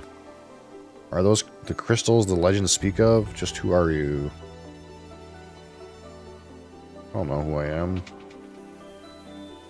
This is the uppermost level of the shrine. The Kraken, the Fiend of Water, nests on the lowest level. Okay, so we gotta go all the way down.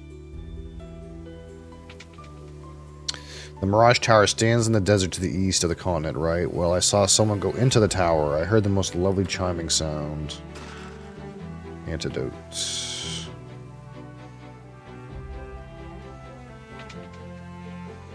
While the Fiend of Water lives, the light of the sea grows ever darker. Yeah, we just gotta go kill the Fiend of Water at the bottom of this shithole. Diamond Shield. I'm assuming the Red Mage cannot use that. Because he's been on Buckler forever.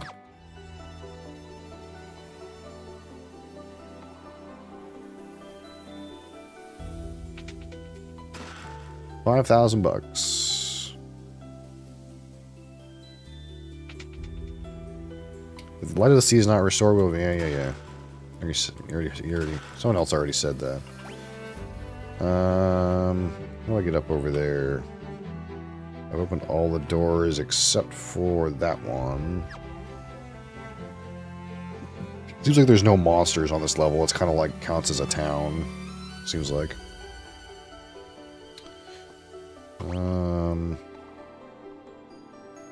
How do I get over there?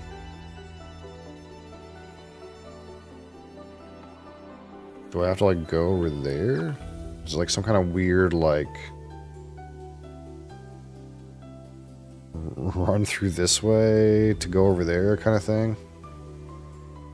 Oh, that's kind of a meme. Diamond gloves. We obtained the Rosetta Stone. Now we can talk to the people in that other city. The Diamond Helm. I'm assuming... Yeah, I'm assuming no one can wear any of that stuff. Great. More warrior items.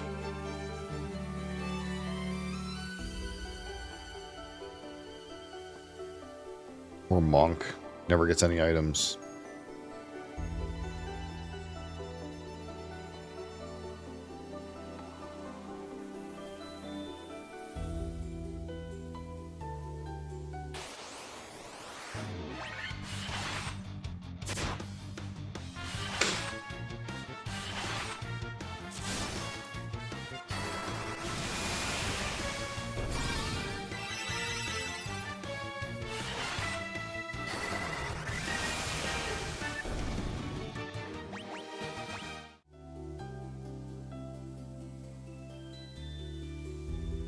Bum, bum, bum, bum, bum.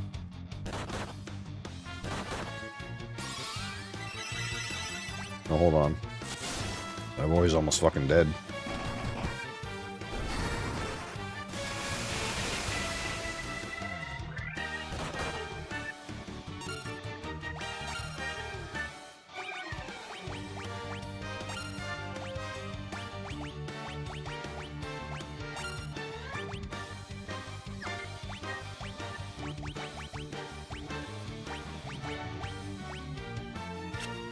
Miss!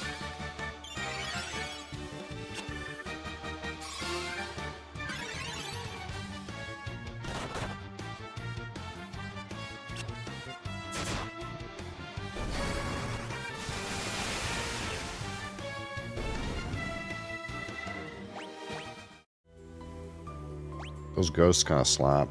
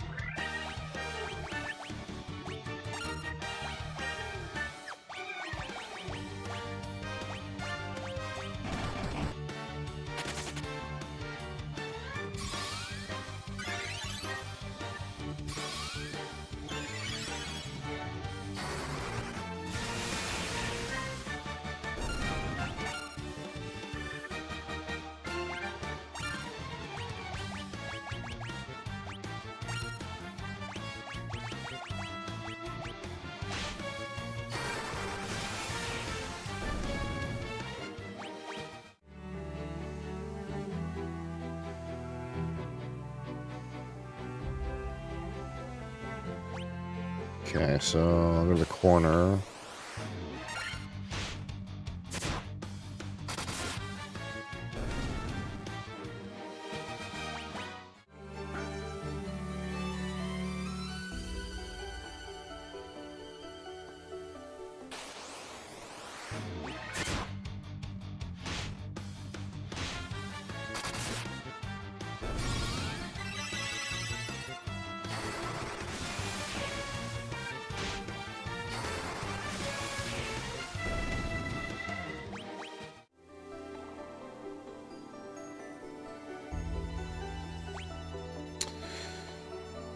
Okay.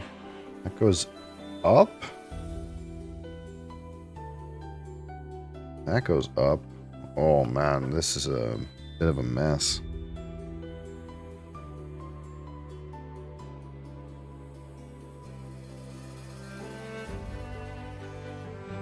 Oh, I see that's the only way to go is up here.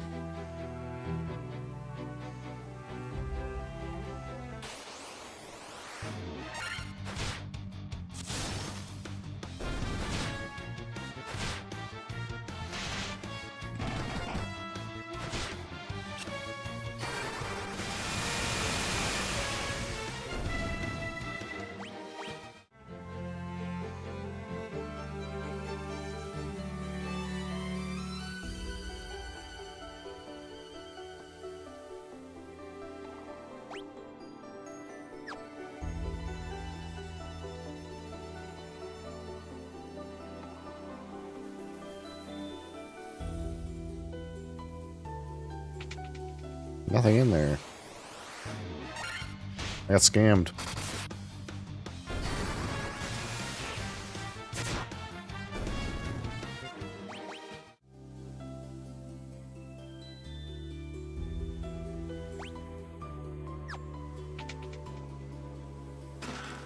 Money.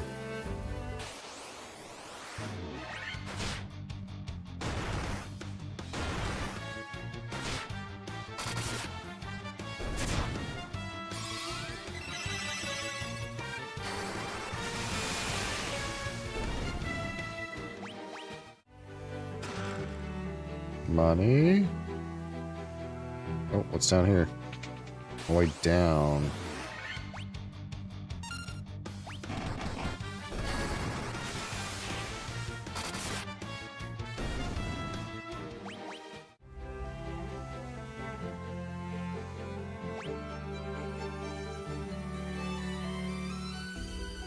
I don't know where the other way goes. Way down over there. 1, 2, 3, 4 loot rooms.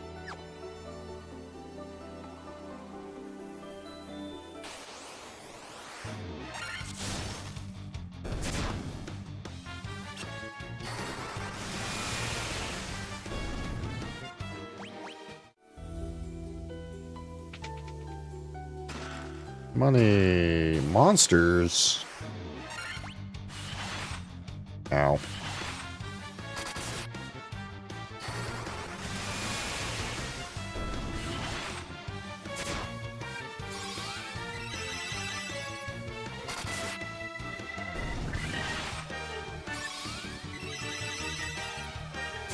Guess what? Chicken butt?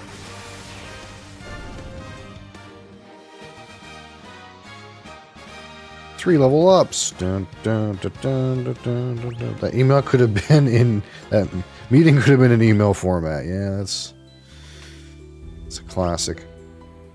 It's a classic, you know.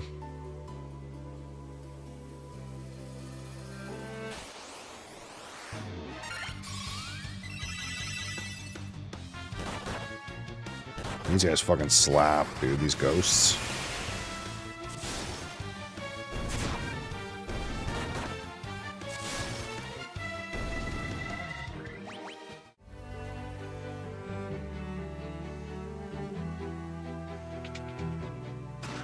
Monsters.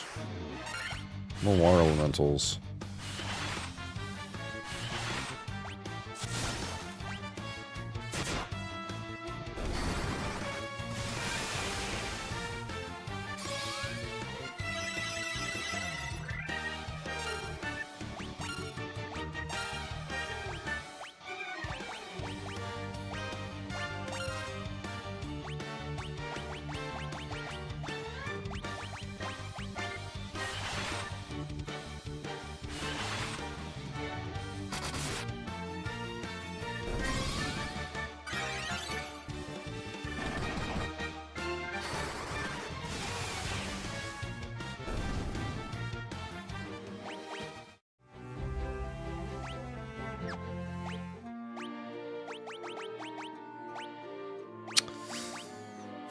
Boom, boom.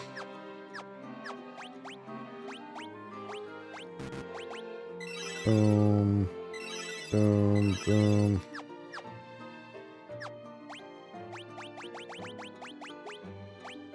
Boom. More monsters. Preemptive strike.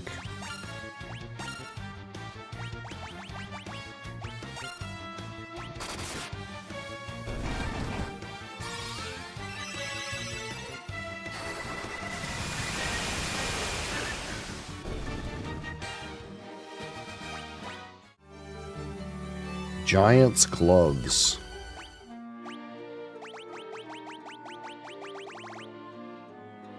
Cast saber when used. Okay.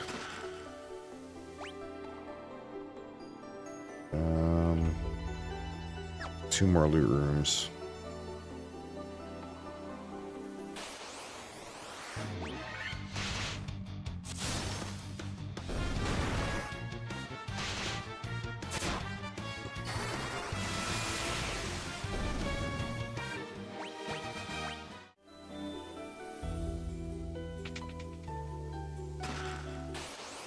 More water elementals. Ooh, lots of monsters.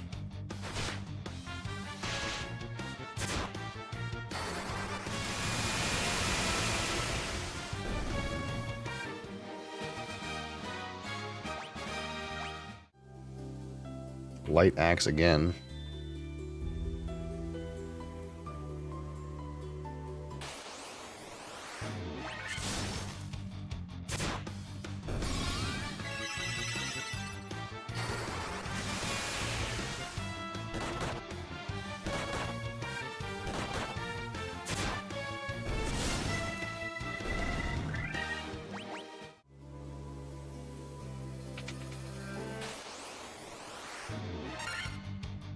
Zahong and Prince.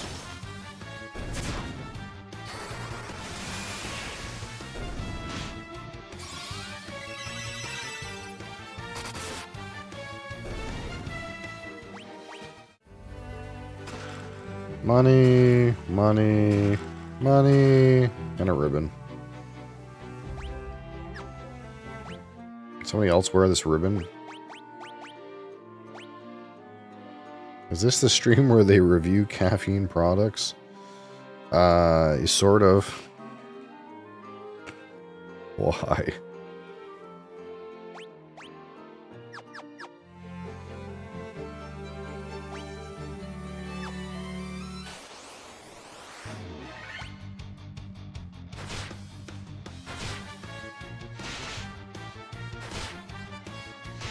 How many caffeines is okay?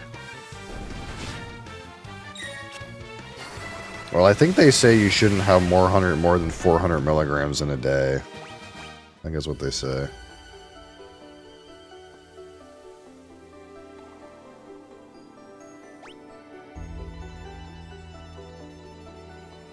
Okay, this is the bottom floor. So I'm assuming this big spooky room is maybe where the bad guy is.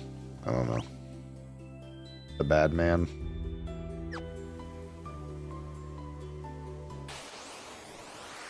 Isn't that like 6 to 7 coffees?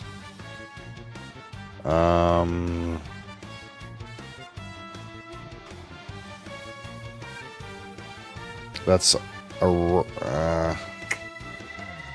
1 cup. That's like maybe 5 coffees if your coffees are 1 cup.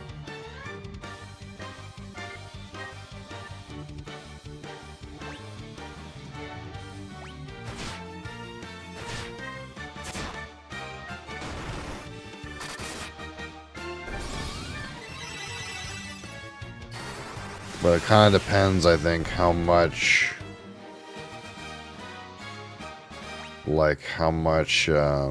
because you can put, it depends, like if you grind a whole bunch of beans and then use more beans per cup, you could get a higher concentrated cup that way, so. It's hard to say by cup, I think, but it's roughly 5 cups, I think.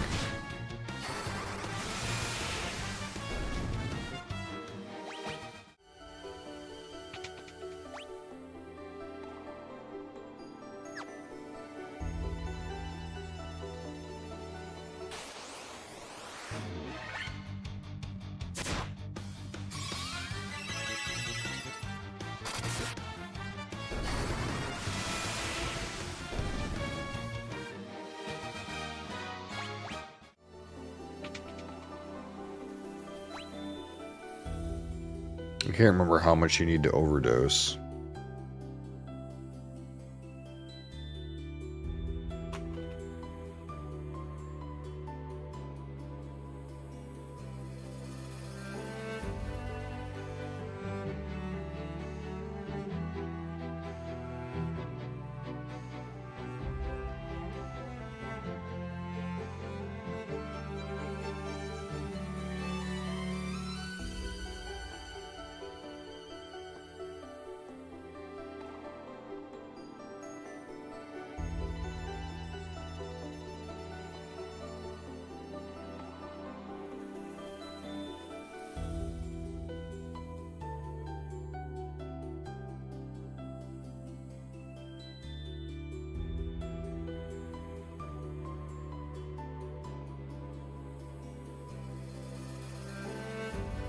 This random article pretty much just says, like,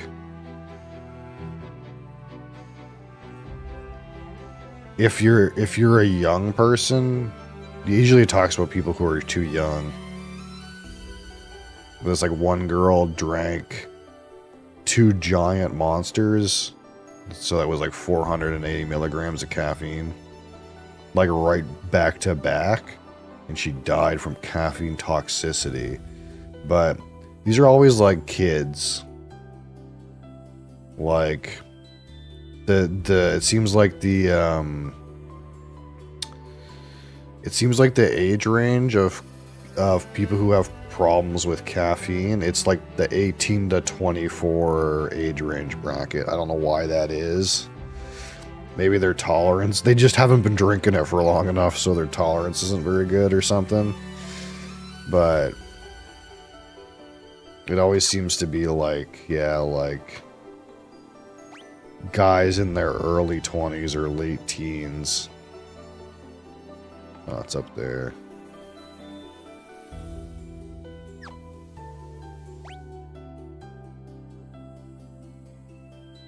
But you gotta go through this building to get up there. I see.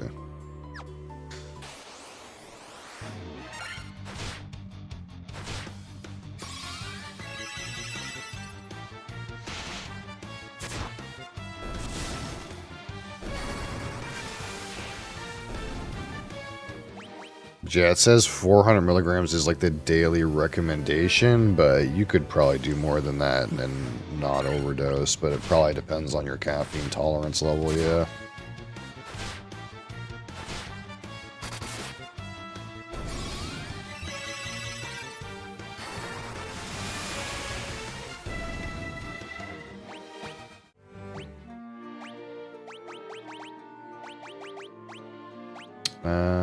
Where's my antidote? Antidote.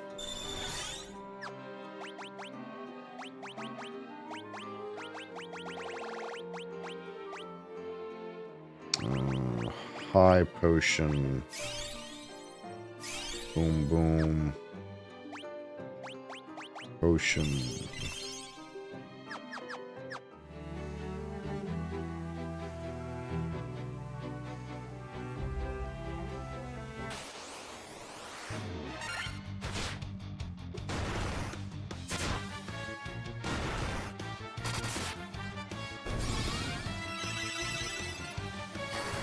That guy was in here when I was doing the review, said he drinks 2 to 4 a day, so 2 to 4 like this size, right? So clearly if you take in, you know, I guess that's between like 640 and 800 milligrams, depending on which ones he's drinking.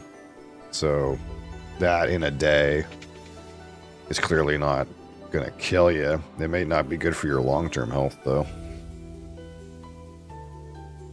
But that's different. It's different than, like, if you just do straight coffee, right? Because that's kind of like just, like, caffeine on its own. That's the only active ingredient. Whereas these things got all kinds of other fucking bullshit in them, right?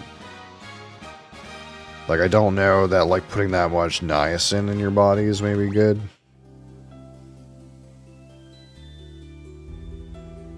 You might think, well, I'm just gonna piss this out, but...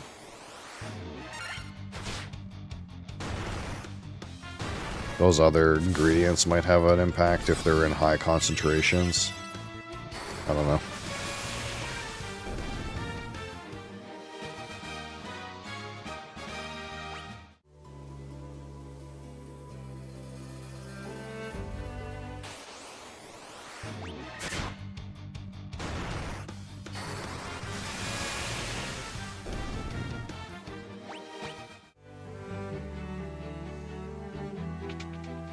Alright, it's time.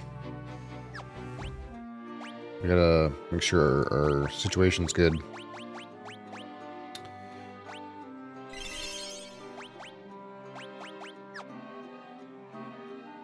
I think it's mostly good.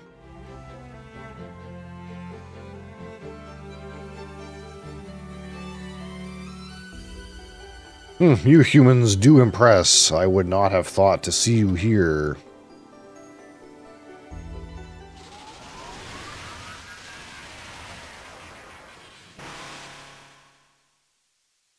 But do you really think you can defeat the Fiend of Water here in my own domain? Fools, these dark depths shall be your tomb.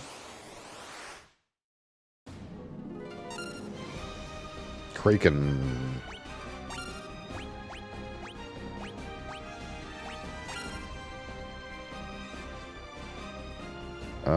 Let's just preemptively healing staff the party. Also haste, buddy. Ink.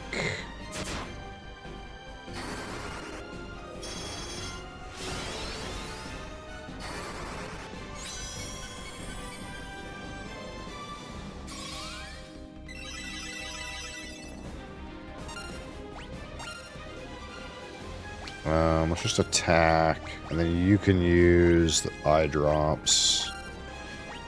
And then we'll get the biggest lightning spell that we got. Thundaga. Ink. Miss. A3, not bad.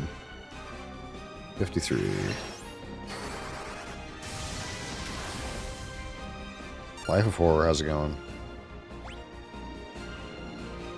Attack. Attack.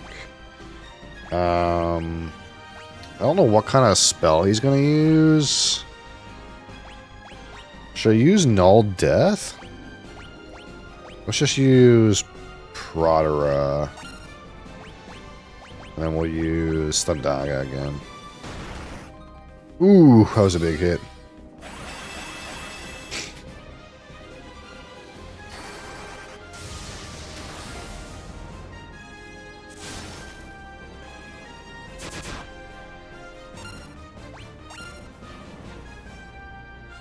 You got a girlfriend. Nice.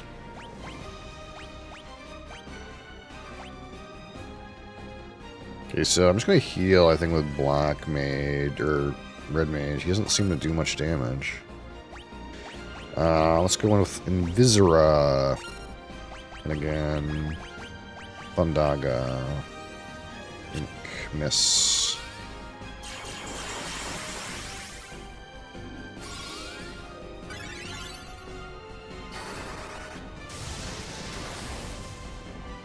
That lightning slap is so much damage.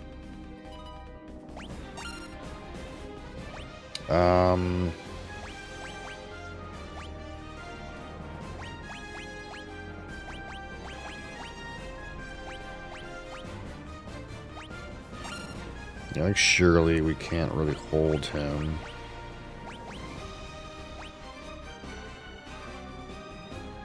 Cancels the party's defense gets instant death. I don't know. I'll just try it. I don't. This boss hasn't done very much so far, so I'm worried he could pull out something like a fucking Finger of Death. He just every once in a while hits for a shit ton of melee damage.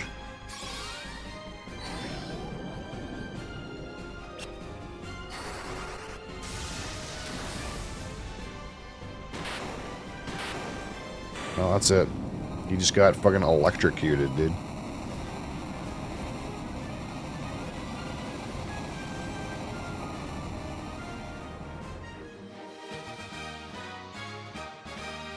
He's knees and Crassus, level 40.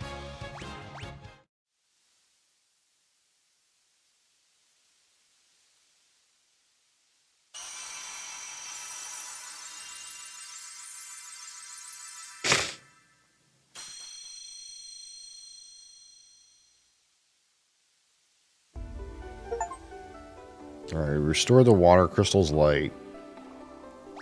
Get the fuck out of here.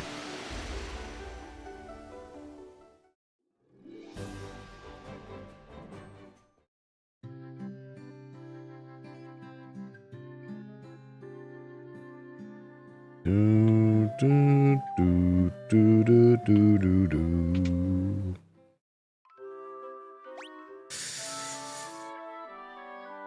Alright, so the only thing I know to do next is there's a bunch of holes in the islands, and there's that desert temple.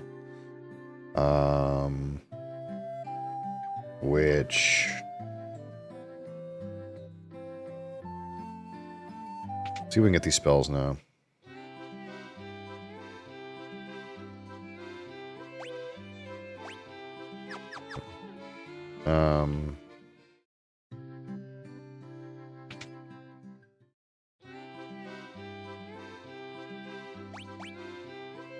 Okay, you already have these.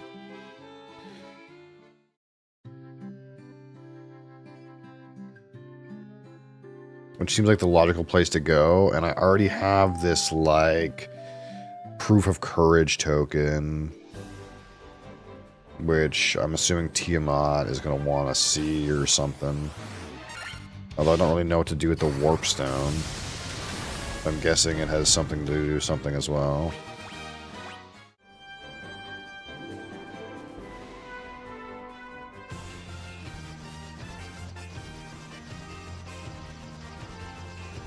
Can't decide if it's supposed to make you happy or more depressed. Classic.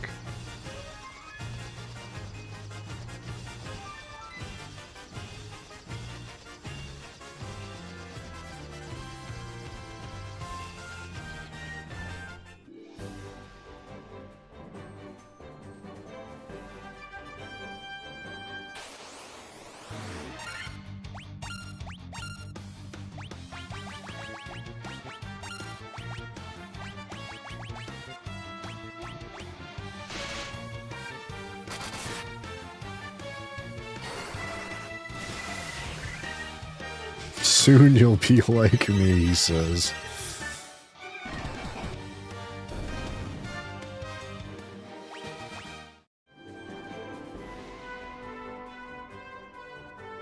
Oh, I can't go in there.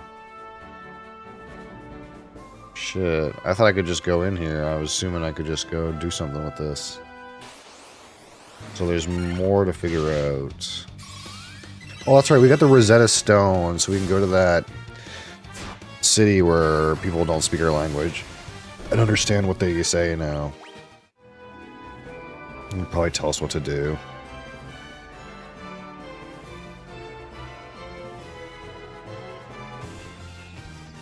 Hey, Reddick, how's it going? What can we land? We gotta land all the way up here, don't we?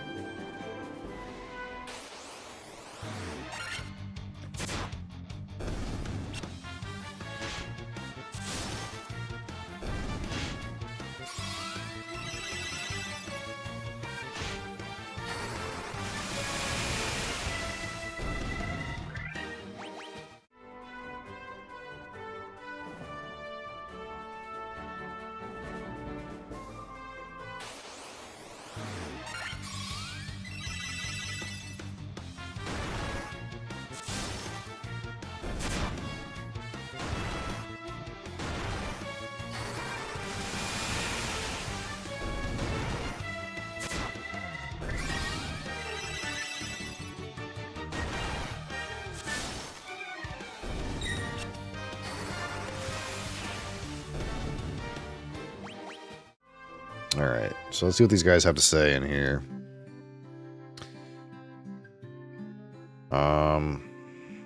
Nothing, eh? I don't understand. I have the item.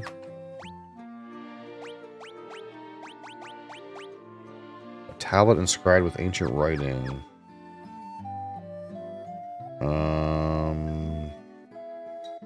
Is there somebody else I have to talk to? Maybe there's somebody in one of these other cities I have to talk to first. Or something. I thought if I got the item, I could just, like, come over here and they would... I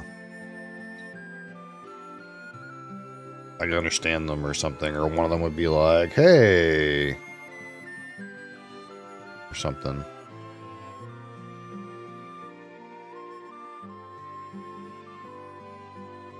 Okay, so that didn't work.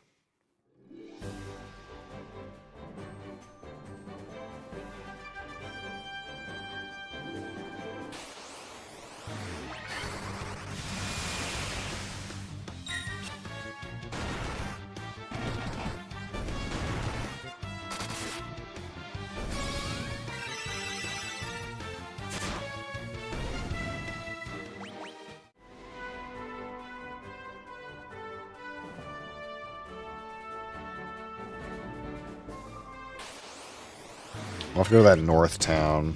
They might say something to me about something.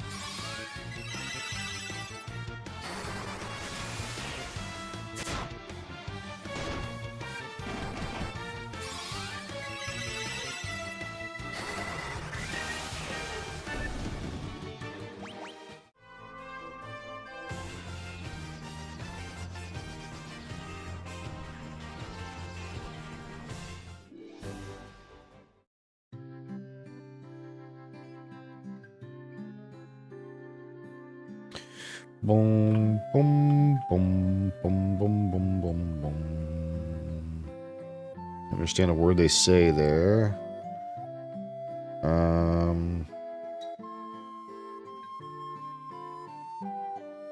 Yeah, I did the ferry in the spring.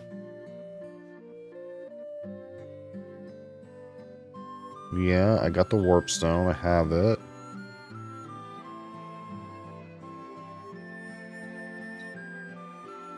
There's a scholar studying Lufinian language, but I can't seem to recall his name. Yeah, I think that's where we're stuck. We have to find the scholar who's studying the Lufinian language.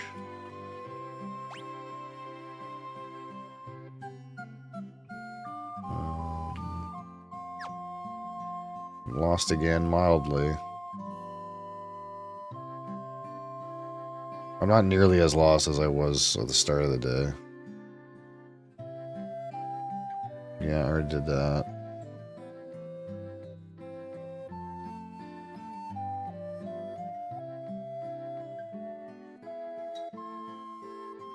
There's a tower in the Yanikurum Desert no one can enter. Some people think it's nothing but a mirage, so it's called the Mirage Tower. Let's just say the sky people could soar through the sky and build castles above the clouds. The sky people.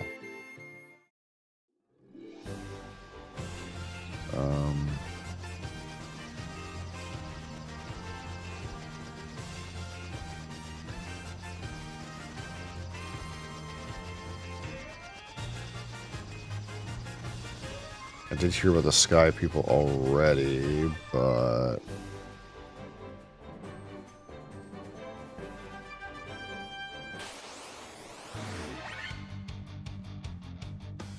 I don't know how to, like, interact with them.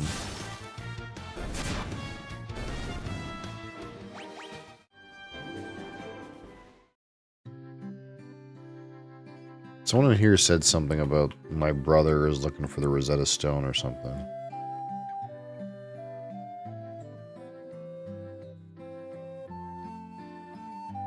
Already did that.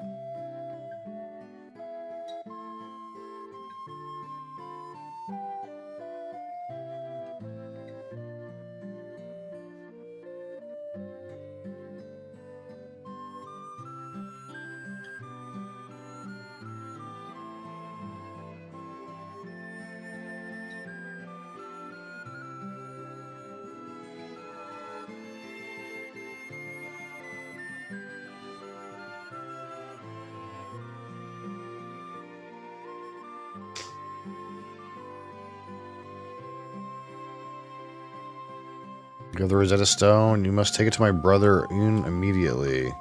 Oh, he's that guy. Yeah, he's that guy that when you talk to him, he says, I'm the, like, amazing Un. Haven't you heard of me? And you're like, no, what the fuck were you?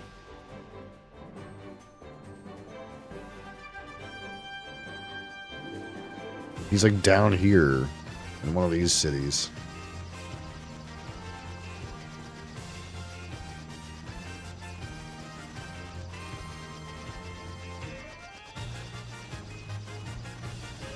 Is it this one? No, it's not this one. Fuck.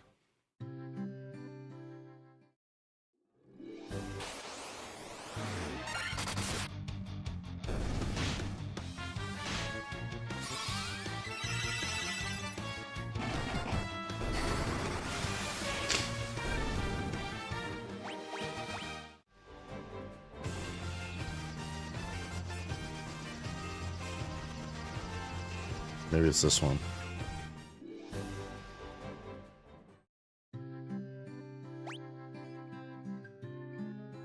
He's like on the side. No, not this one. He's like on the side of the...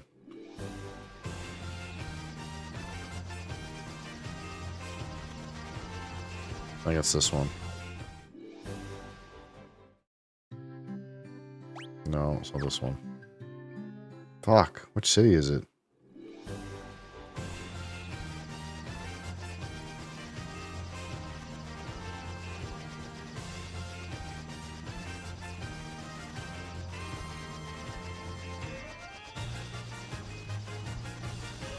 Maybe it's this one.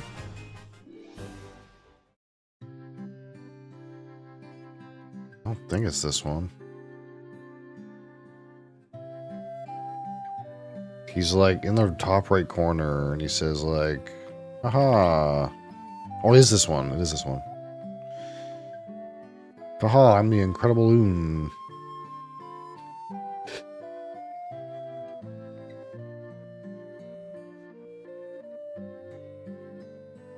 Oh, fuck.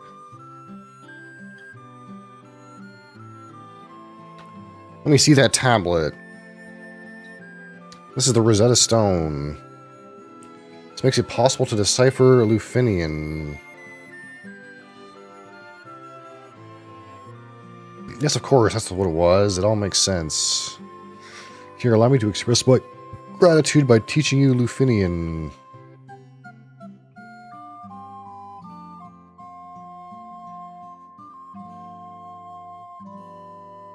Okay. There, now you can speak Lufinian too after about 10 seconds of him jumping up and down. If only that's how languages worked.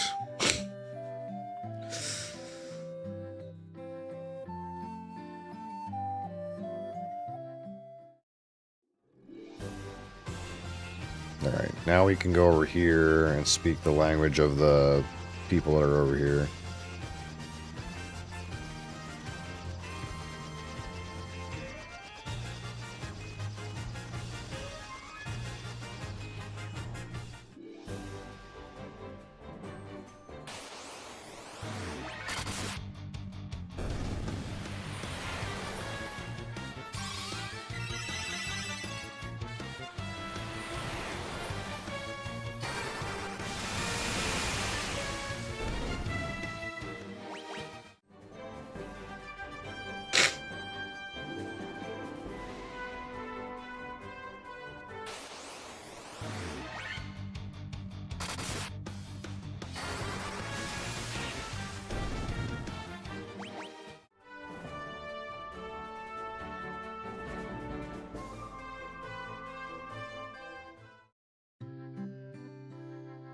We are the Lufinians, the descendants of the race that once lived among the clouds, the sky people. You use a vessel you call an airship. It was built by one of our ancestors, a man of the name of Sid. Fucking Sid. Goddamn Sid, still making airships in the fucking ancient times, dude.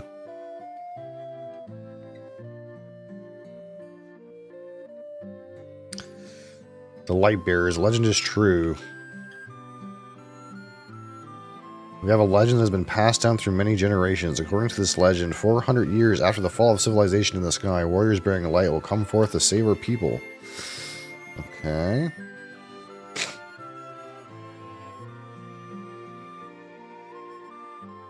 That's not but history. The flying castle floats on a blue sea of stars beyond the sky. Yeah. High in the sky, we set a castle afloat in the azure sea of stars. The sky people would... I just heard someone say, "Oh God," from the other room. I'm not sure why, but... 400 years is a long time. Okay. Could the mechanical beings of our ancestors created still function? What can I do with my warp stone, guys? Mom might be sad for a bit. The castle that floats high above the clouds was once the home of our ancestors. The Mirage Tower is the gateway to that castle. Okay. Even to believe there was another entity controlling the four fiends. To ascertain its location, we sent out 5 warriors, but much time has passed since we heard from them. Tiamat blocks the power of wind, the source of the Sky People's strength. Where the fuck is Tiamat?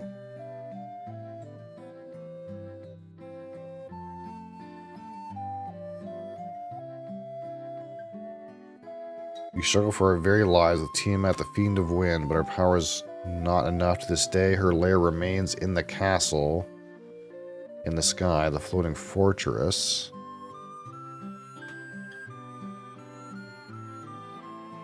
Take this chime with you to grant you passage into the Mirage Tower. Okay, of course, the last fucking person I talked to is the one that gives me... I was about to lose hope. Like, am I fucking not going to get anything out of talking to all these guys?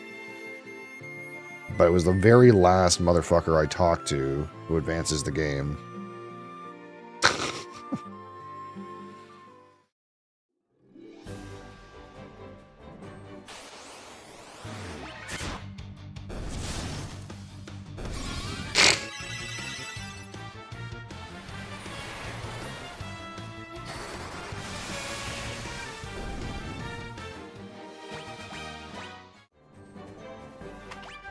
What did I just get? Ice shield? Oh, I got an ice shield against random mobs. That's a pretty hot drop. Not that I can use it because I'm an idiot and didn't bring a warrior. I think I learned my lesson. I think in Final Fantasy II I'm going to use a warrior. If there's choices, I'll bring a warrior.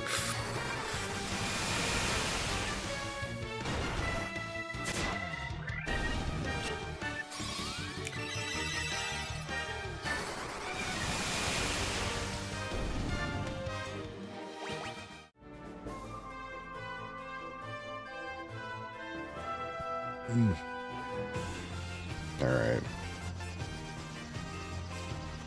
We should be able to get into the tower now, because we have the chime. The chime of the ancestors. Ow.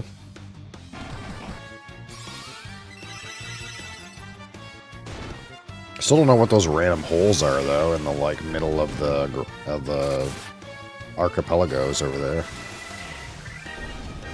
Nothing told me ever to go over there. I don't know if it will, but maybe there's just random loot in there. I don't know. Mirage Tower 1F. I can walk all the way around, or we can go in the mystery room, which has a bunch of loot in the center.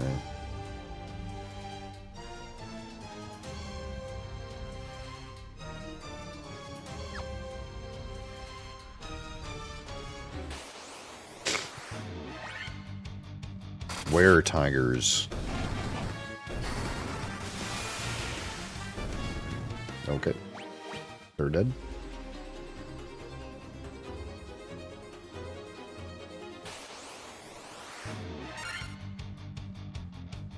The Black Knight.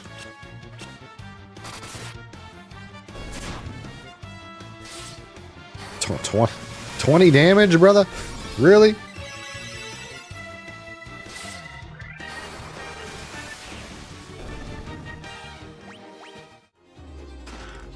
A tent. Aegis Shield. I bet you I can't use that.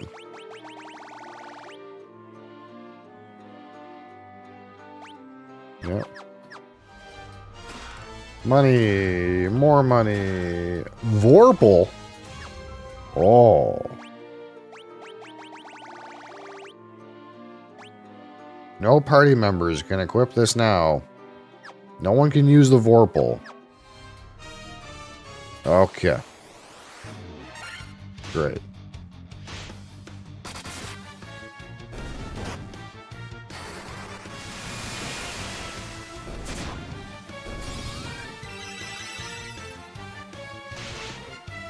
Two. That's right, he did 2 damage. Money. Healing Helm. What's this one? Item that casts heal. Okay. Money. Guardian.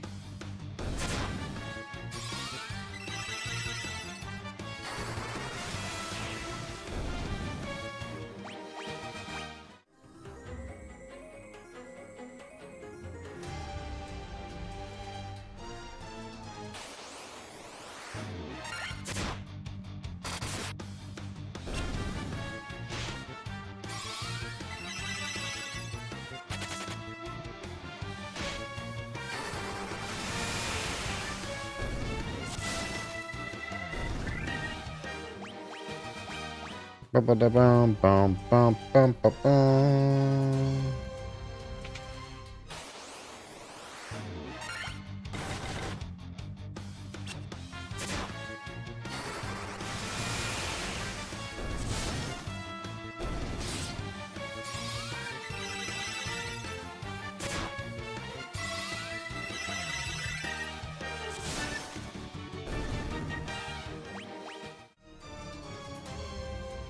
Alright, now what do we got? It's another area in the middle. But we gotta go all the way around. That's pain.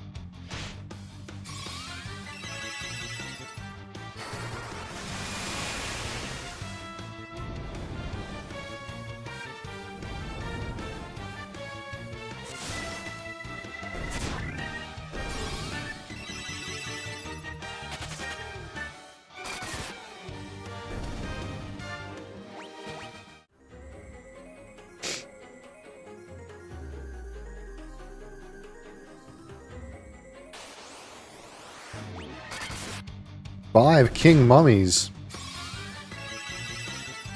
It's a lot of kings to be in one place.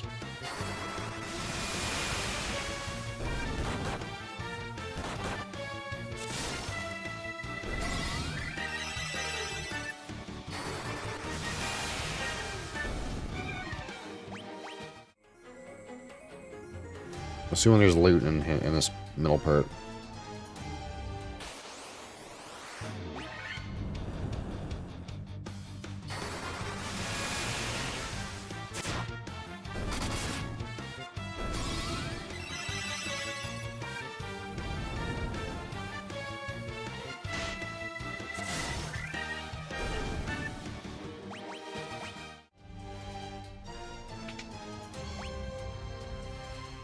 A bunch of loot. Money. Money. Thor's hammer. That's a pretty big shoe to fill. Cast Thundara when used. What does the gauntlet do? Cast Thundara when used. They both cast... I guess I can cast Thundara on multiple characters.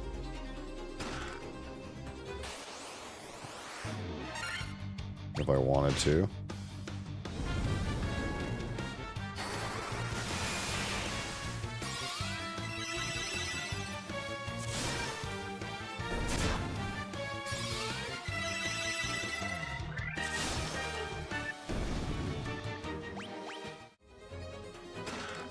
Cottage money. The Sunblade. A sword that is effective against the undead. The question is it better than the Ice Brand? It is. 10,000. Dragon Mail that no one can use.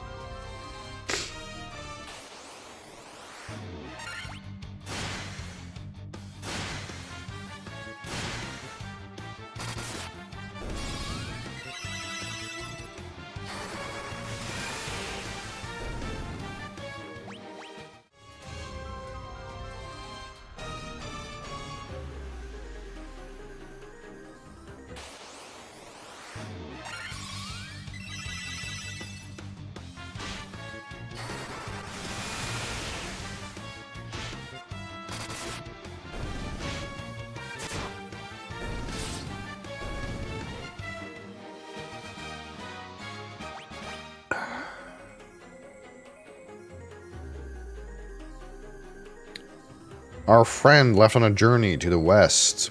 He took the warp cube and went to see our master. I already got the warp cube.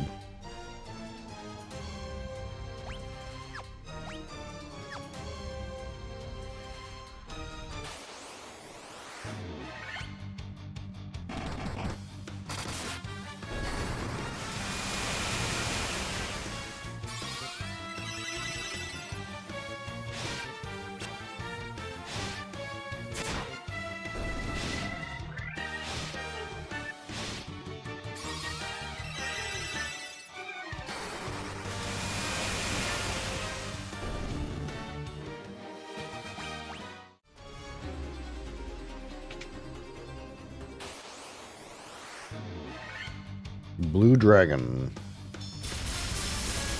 Ow.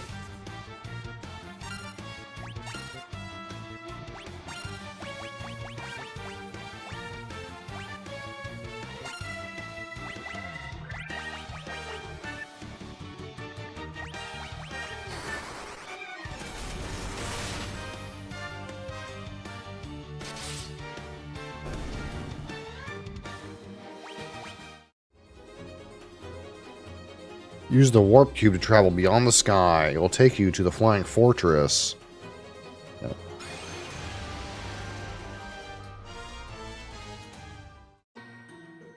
Flying fortress 1F.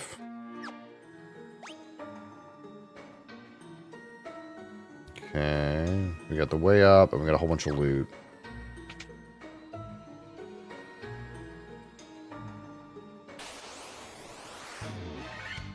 Black Flan.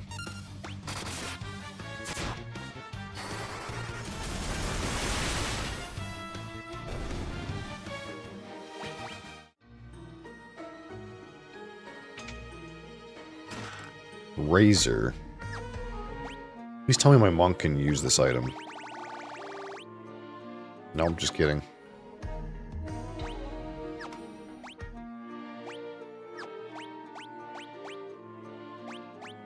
Yeah, it's just still on iron nunchucks. They just forgot to add more nunchucks into the game, I guess.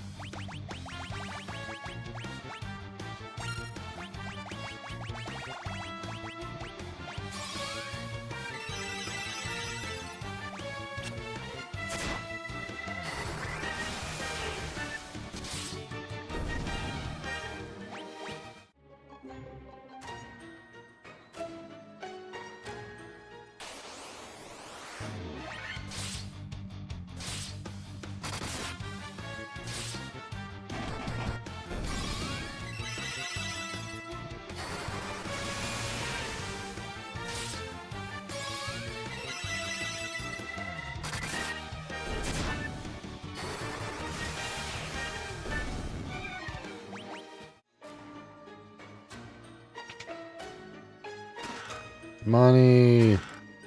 Protect ring. I already decked out on those, so bought them.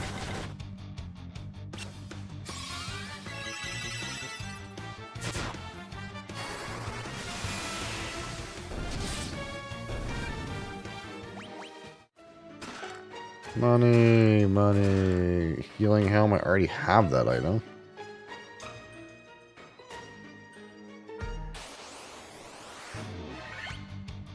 You put too many encounters in this game? Yeah, it's kind of like Crassus was saying that like this is the first game that like invented the genre, right? They didn't really know what they were doing. So like in later games, there's ways you can get around having to do these fucking pointless encounters over and over again. They learned from this game. It's easy to forget that this game came out in 1987. We didn't know as many things about game design back then.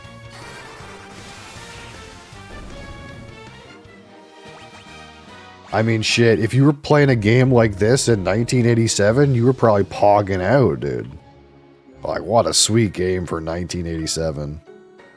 Thanks for misspelling my name. I know, I mentioned that. I misspelled Bee's Knees' name, too. We talked about this already. It's Bee Knees.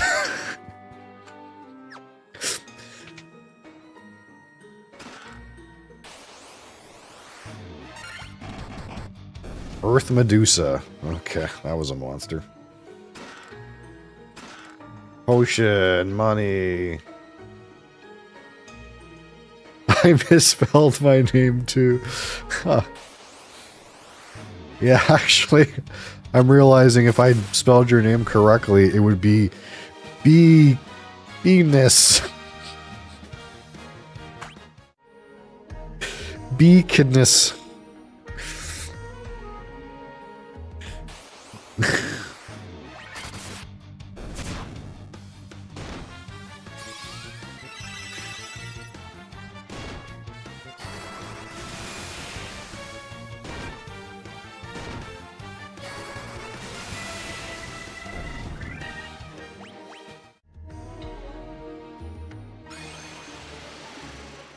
What, Crassus? What now?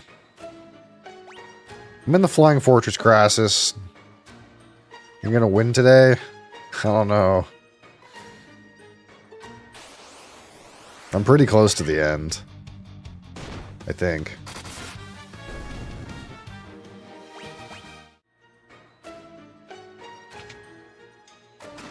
Cottage. Mithril Helm. Those are useless.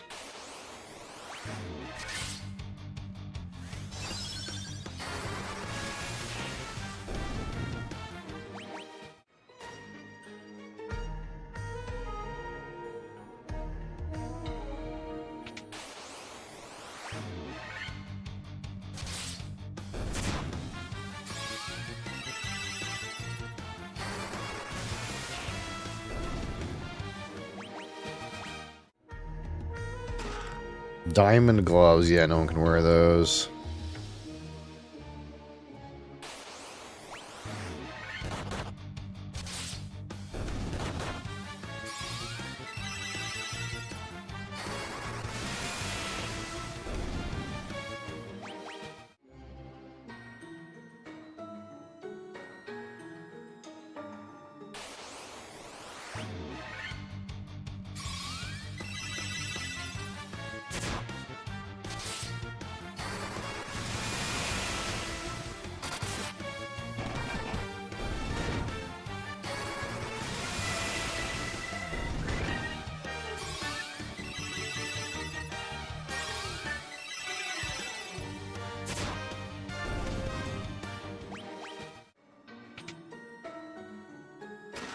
Diamond shield! Another ribbon. Someone can put that ribbon on.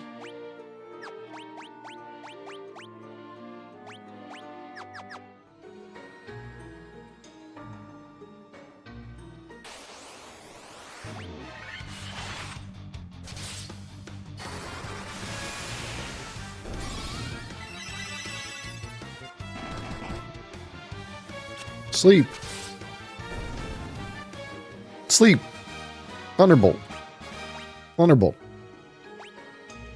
Death.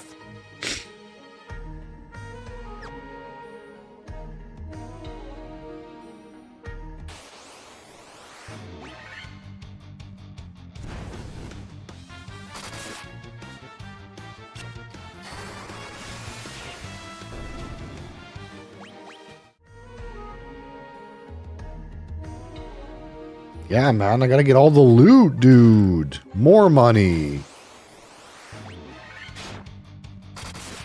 I don't know what I can spend it on.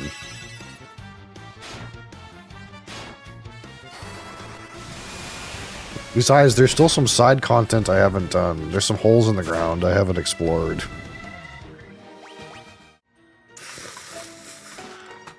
Unless the game's gonna tell me to go there.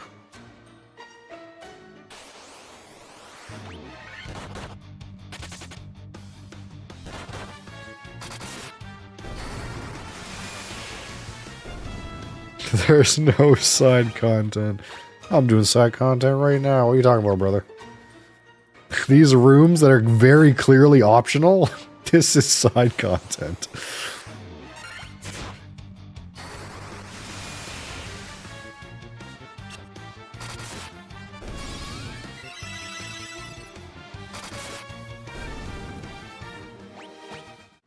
Because I could just go right here.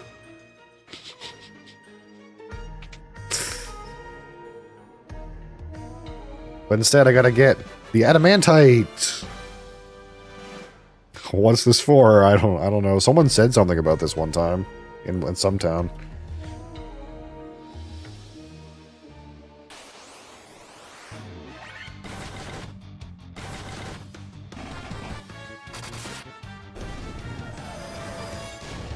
Holy shit, flashbang.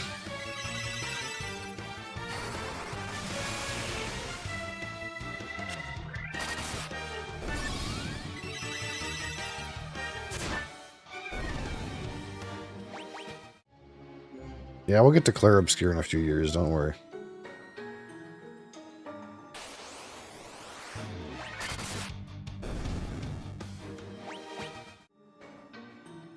I gotta wait for the game to become unpopular enough that I might get a viewer if I play the game. Black robe, holy! What's that? A robe that guards against ice and time irregularities.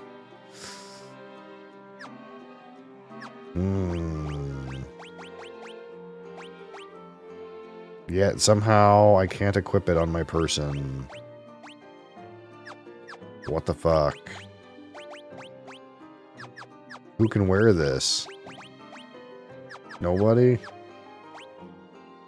But it says it protect against ice and time irregularities. No party members can equip this.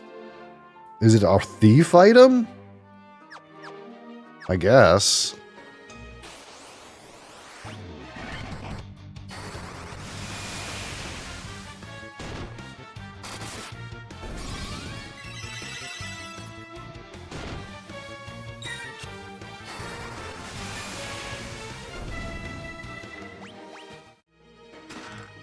I got the white robe.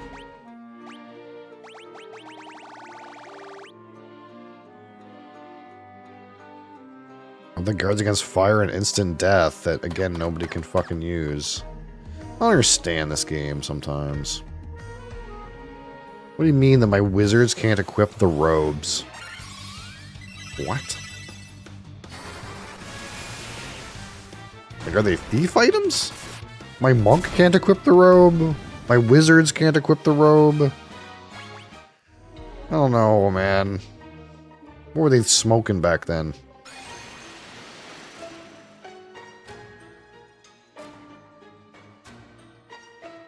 Flying Fortress 3F. Oh, God. I don't like the way those stone golems sit. Holy. Relax. Soldier. Guy's sniping me.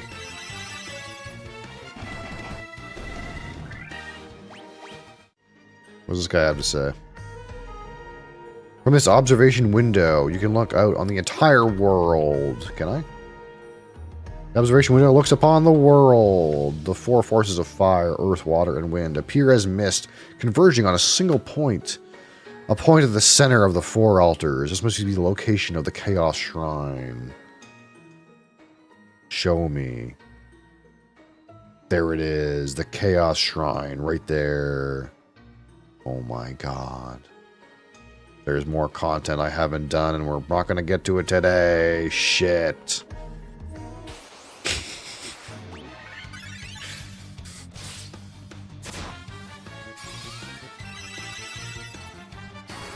Go there, don't delay.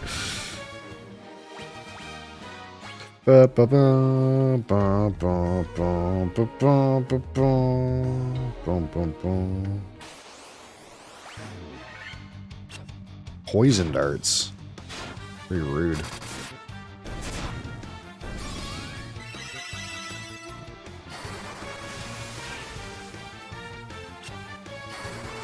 I'll definitely win next Friday, Crisis.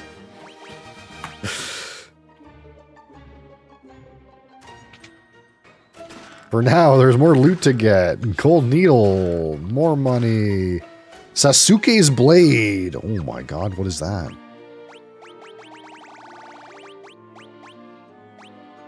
A small katana used by ninja that no one can use because we don't have a thief in our party. I'm assuming.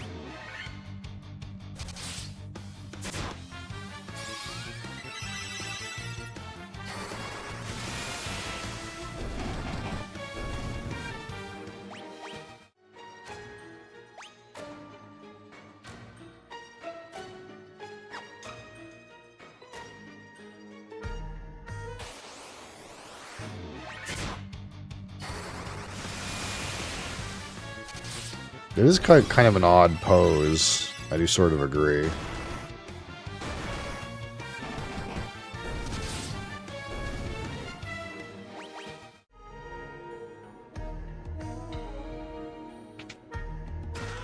Money! A potion! A protect ring I don't need. Money!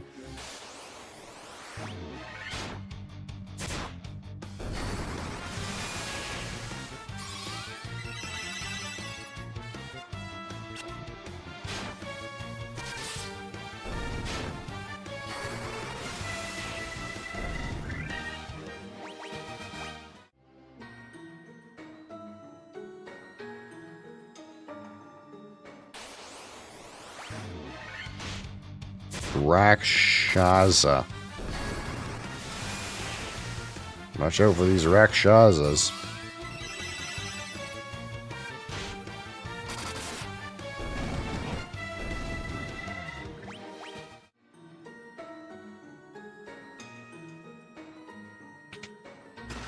Money. Protect cloak? Oh, what do we have here?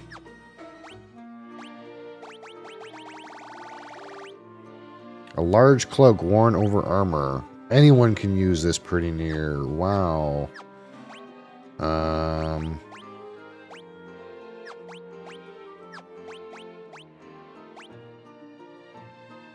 There you go. Wait.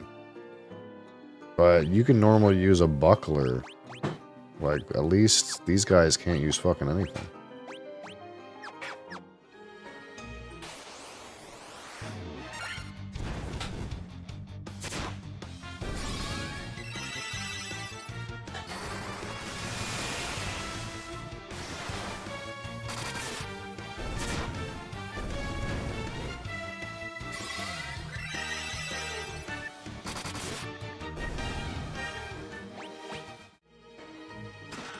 Close. Nothing like getting a level 1 item in the Sky Fortress.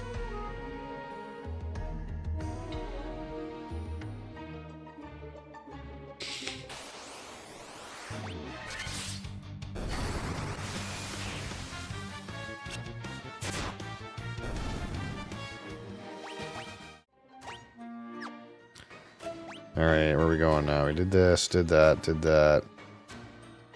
There's 2 more loot rooms down here, dude.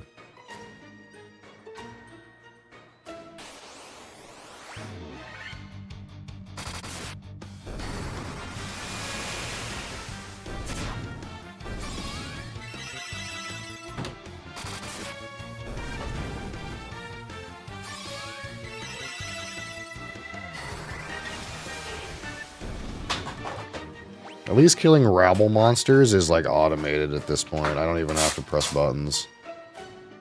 Analyzing Tiamat, no known weakness. Analyzing Tiamat, no known weakness. Thanks. Thanks, game.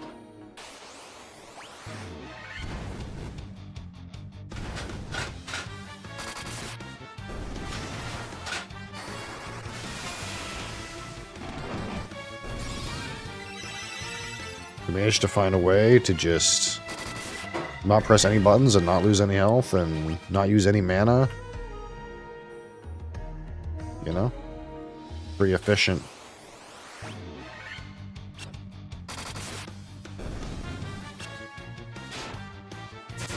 Is all those random fishmen that we killed on our boat. It's paying dividends at this late stage of the game.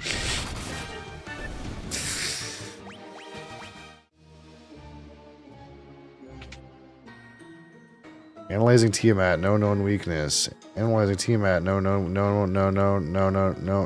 weakness. No known weakness. No. Okay, that little shit fucking room.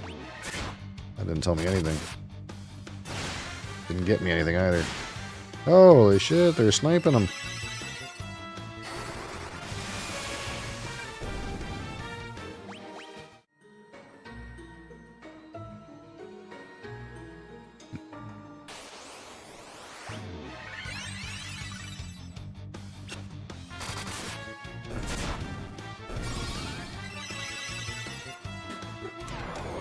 Slow.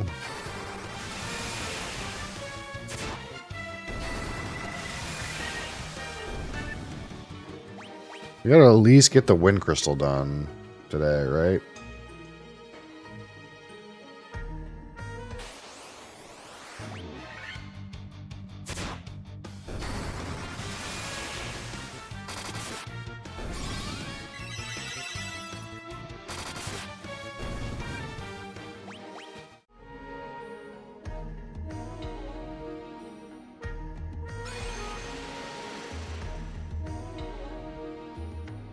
Flying Fortress 4F.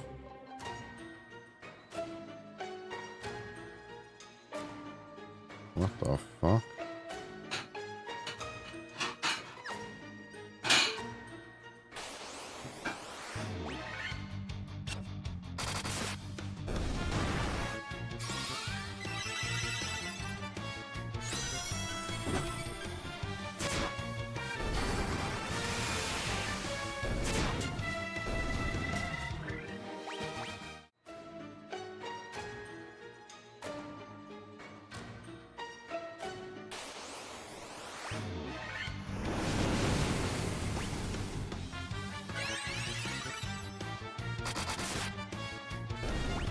Damn. My boy Bee's Knees does fat damage to Gorgons.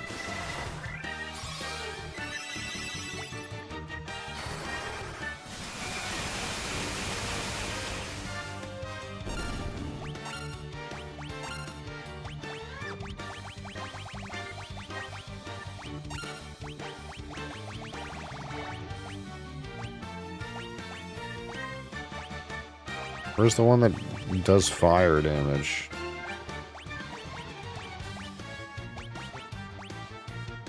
What happened to that item?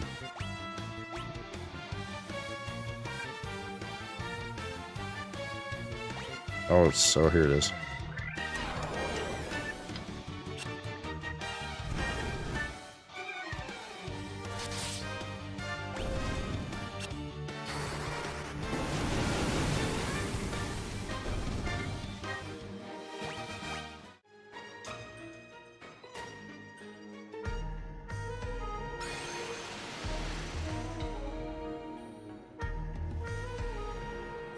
Flying Fortress 5F.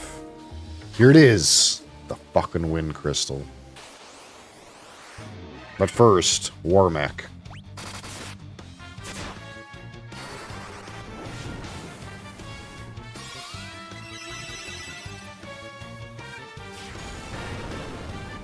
Does that mean we can win? Holy shit! Hold on. Take off autopilot.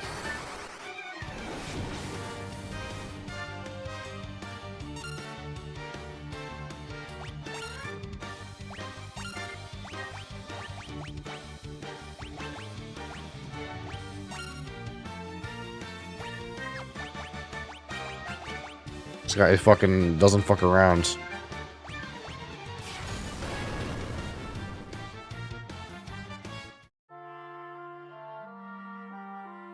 What the fuck?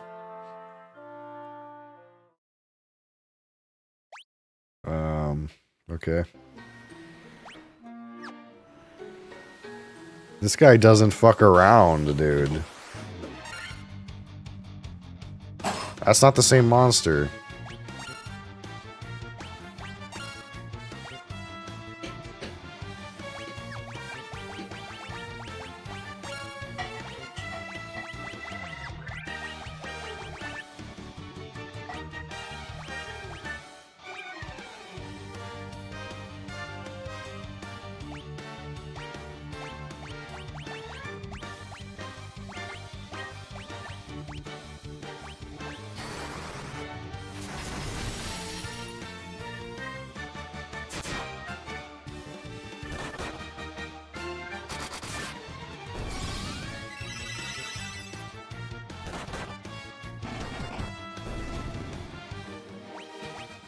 That fucking robot doesn't fuck around. He has an ability called Nuke.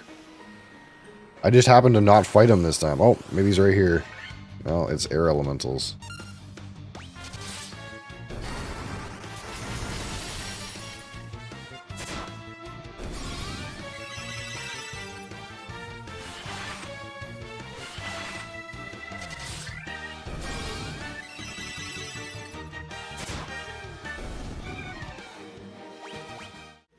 Alright. The Lich. Marlith, the Kraken. You have defeated 3 fiends and reached my lofty perch.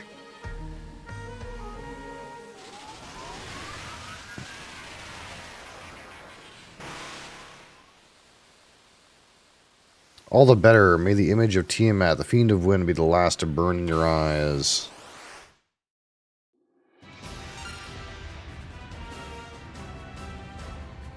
Okay.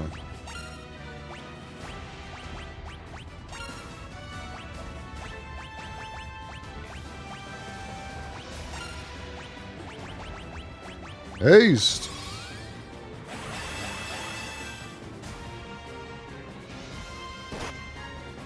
Ugh.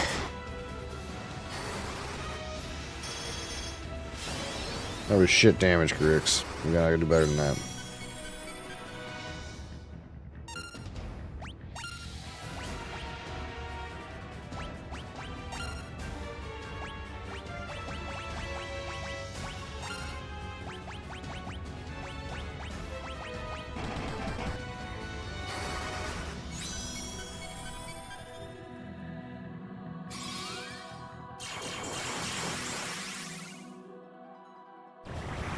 Poison gas. Gross.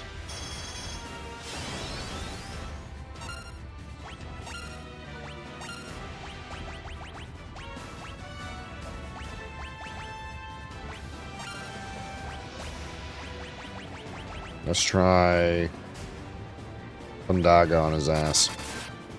Ooh, big hit, big hit. Ice Storm, man.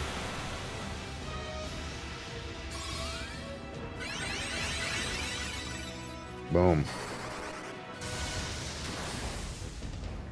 Yeah, that wasn't the best. No frost? Guess he does that again?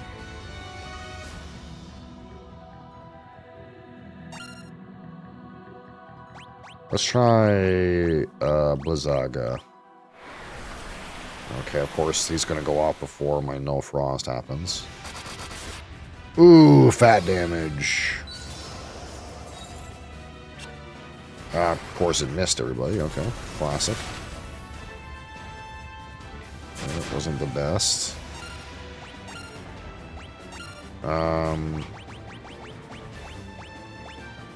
Kiraga. Surely, like, Firaga is not the right thing to use against a dragon, right?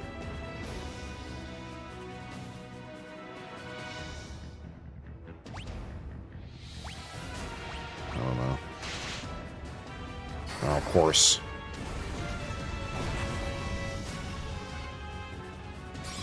Yeah, it seems like that's not it.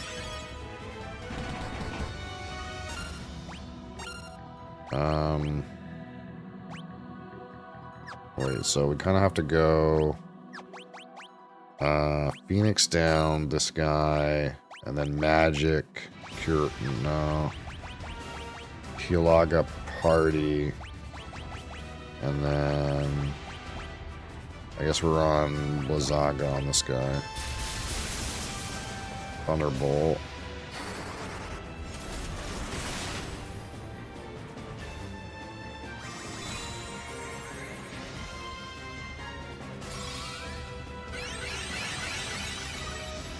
Boom.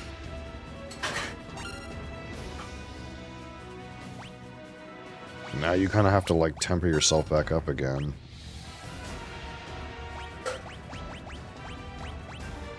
Kiraga. Then haste.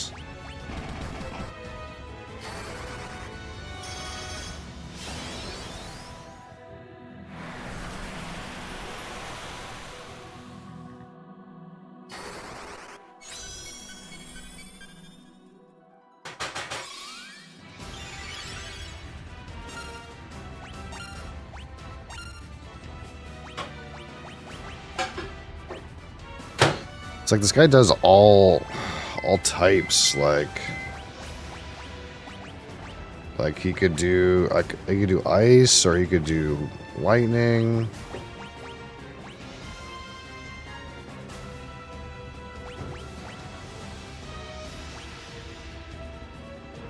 Let's try this.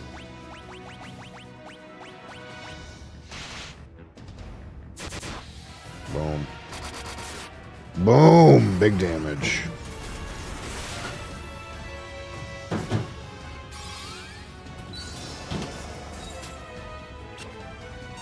Okay, so I guess if you put Invisara on your guys, then if you try to buff them with magic resistance later, it just misses. I see. We've learned that about the game's mechanics.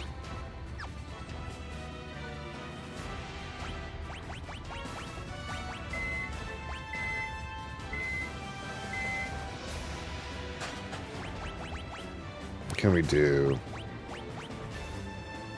And I think we're just on Cura. And you're just trying to throw blizzards at them. Fat damage. Huge damage. See, the red mage does more damage than the monk. It doesn't make any sense. The red mage is just better. It's just a better character.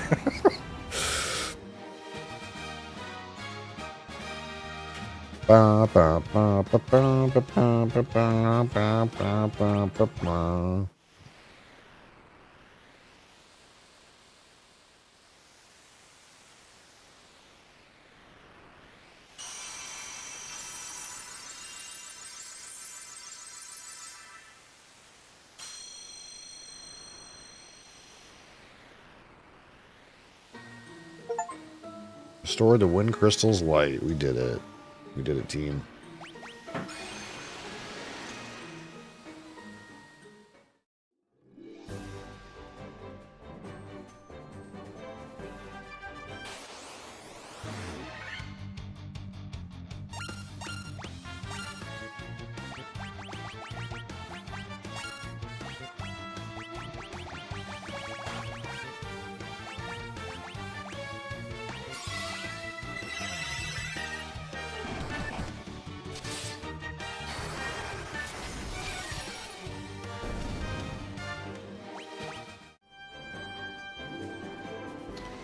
Well, let's take our blimp down here.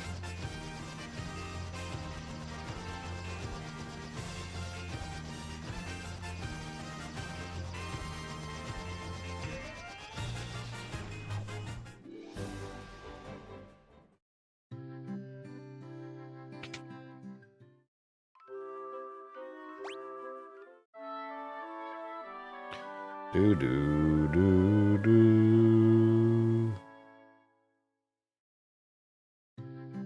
And then we will save the game. Tune in next time for the grand finale.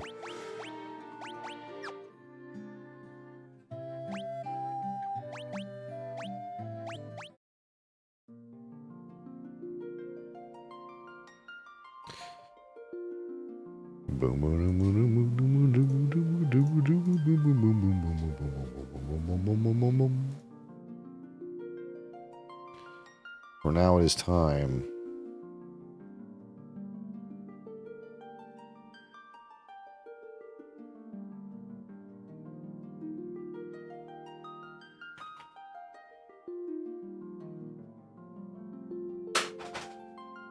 It's time yet again for live review.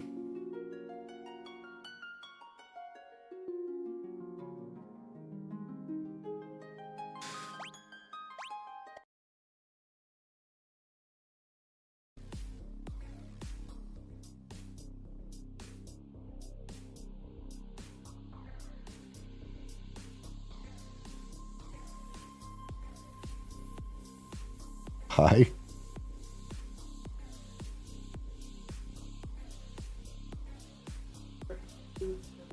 You're having a random assortment of foods for lunch. Yeah, I made taco meat. I'm gonna have it with sweet potatoes. Taco meat and baked potatoes. Baked sweet potato. And baked sweet potato. Okay. Good. That's something, that's for sure.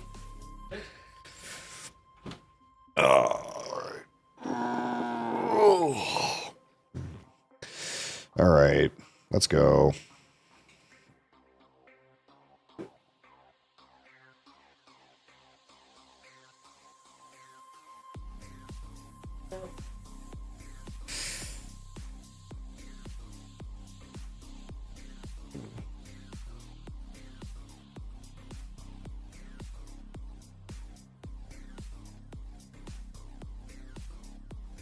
Nope. Nope, nope, nope.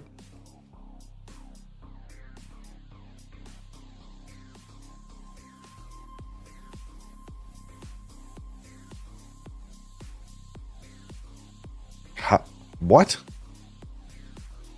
What are the fucking odds of that? The same fucking one twice in a row. Oh shit. I need to go buy a lottery ticket. Oh, there's some odds right there.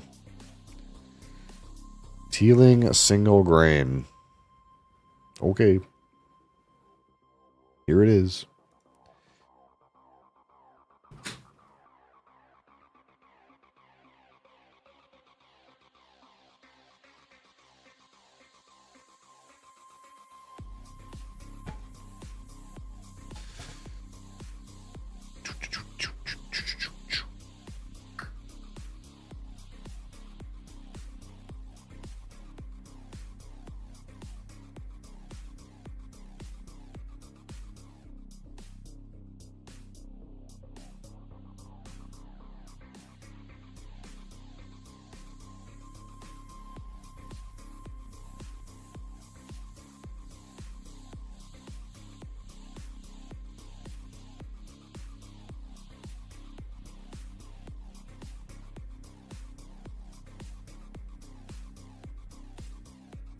Alright, I'm gonna go get some water. I'll be right back.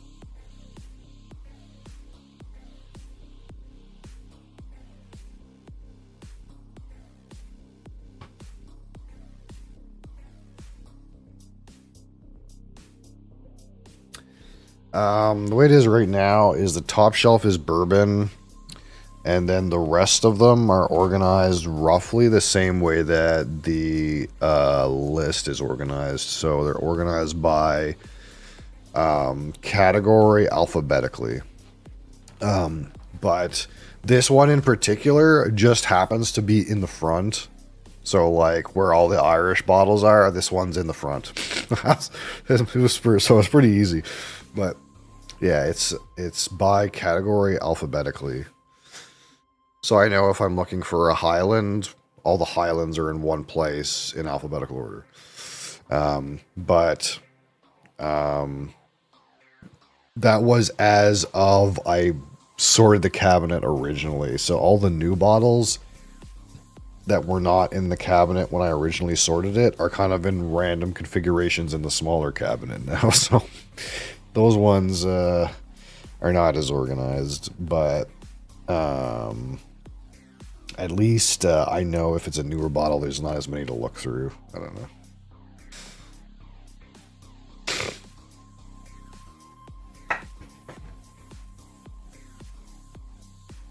This one's getting all dusty on the top.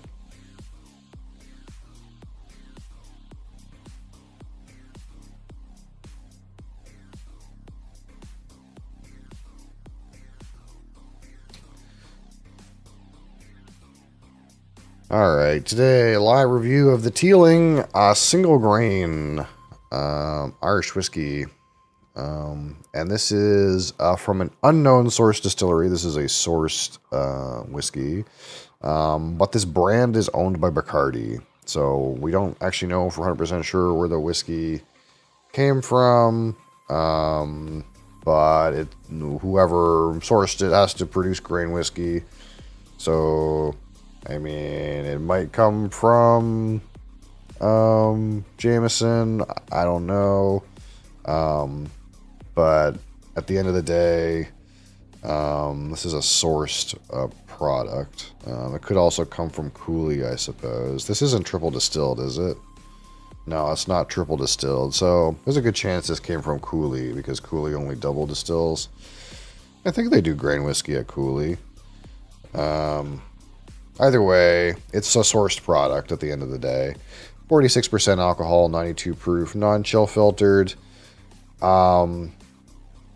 Natural color, we're not sure. It doesn't say natural color on it. It has the ever so suspicious natural character on here. Some people say it's natural color, although I seem to think I've seen bottles with different colors, so that would suggest it's probably natural color, but we don't know for sure, and when we don't know for sure, we tend to say it's probably color added. So, probably. And this is aged 5 to 6 years in Cabernet Sauvignon from California. And this is a mash bill of 95% corn and 5% barley.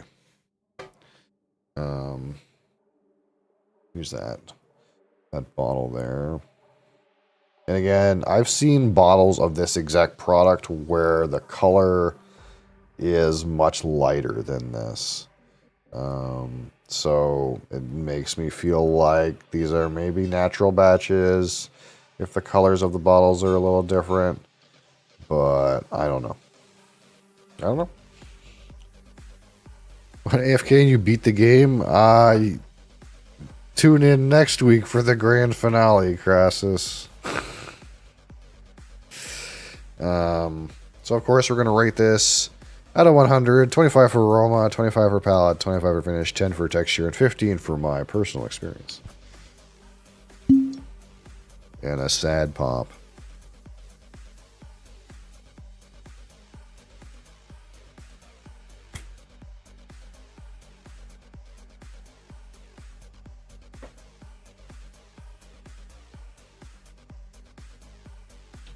And going.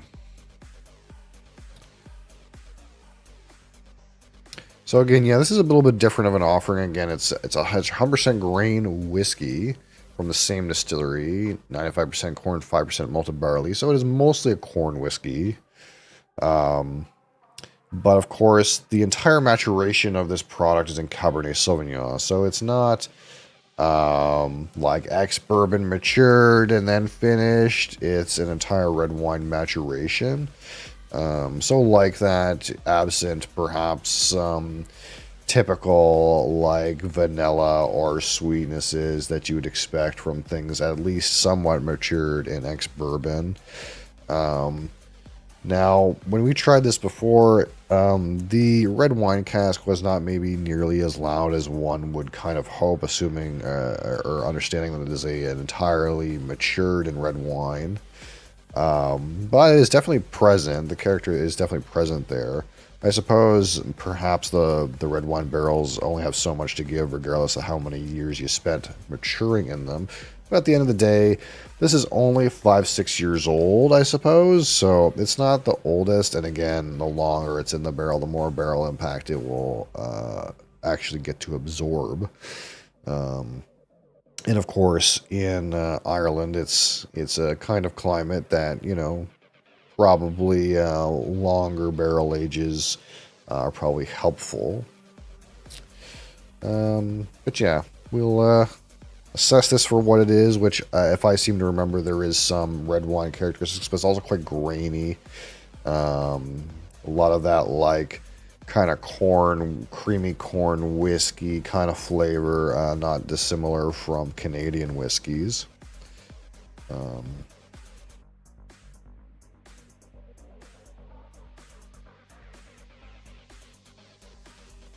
You don't have to rage too much anyway, Crassus. Apparently I'm playing Sea of Stars during the week, so... or even tomorrow. So, you know, we got you covered a little bit. At least for now.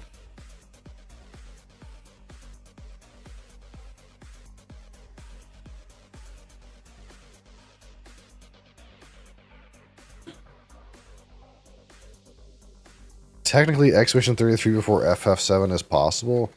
Yeah, I mean, in theory, if I want to play JRPGs, I could play them at a different time. But it just has to grab my attention enough that I really want to put them ahead. I think in normal circumstances, I probably would have played Sea of Stars after. But it just so happens that we landed in it.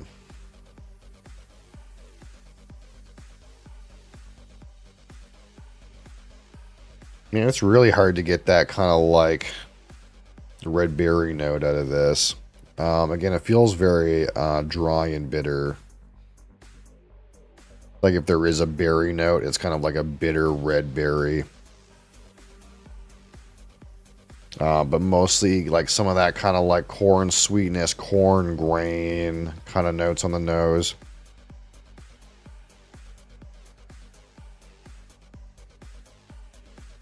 Maybe a little bit of that like buttery character, a little bit of that like sweetness.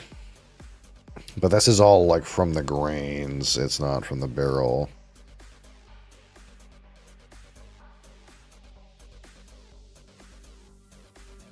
Yeah, like it's almost like a sweet cornbread with like a bitter red berry note.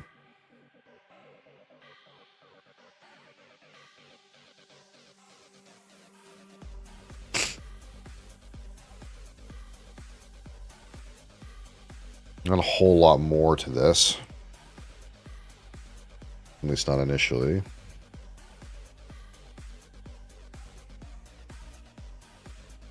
It is like really strong on the corn notes today.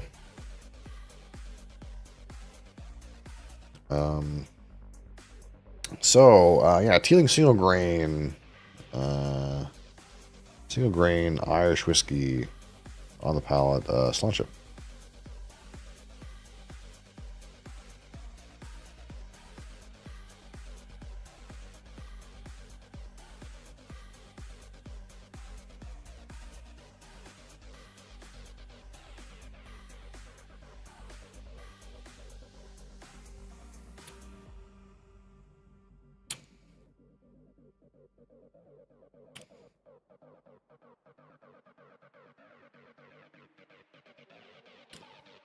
So yeah, very similar on the palate. Kind of that sweet, grainy corn whiskey kind of notes. Kind of like creamy caramel corn sweetness. With just maybe like a touch of tannins. Really super reminds me of Canadian whiskey. A little bit of spiciness peaks on the early finish.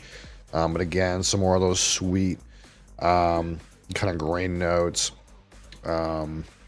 Little bit of tannins, little bit of like barrel oakiness on the finish. Finish is like slightly too short, maybe like medium minus.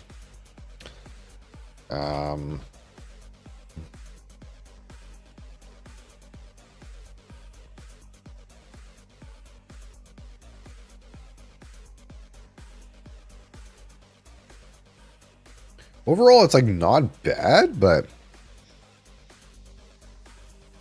it kind of like feels the same way that I feel like I felt about it the past times we've had this bottle, which is like it's a little too grain forward, and the like wine barrel feels like it just didn't have as much impact as we would like, and maybe it's related to the age of the product, or just simply that the grain whiskey didn't take the red wine barrel too well, or there wasn't that much to get out of it. I'm not sure, but it's kind of like all in the sweet and grain notes, which is not necessarily unpleasant. But it's the kind of whiskey that it's like, well, man, I feel like I could find a Canadian grain whiskey that was half the price of this and get a very similar kind of experience.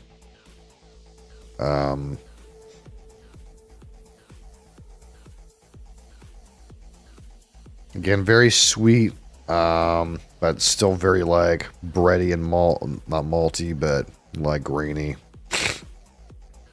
Like on the like grains of the distillate, I guess was I tend to default to malt, but that's not what it is here.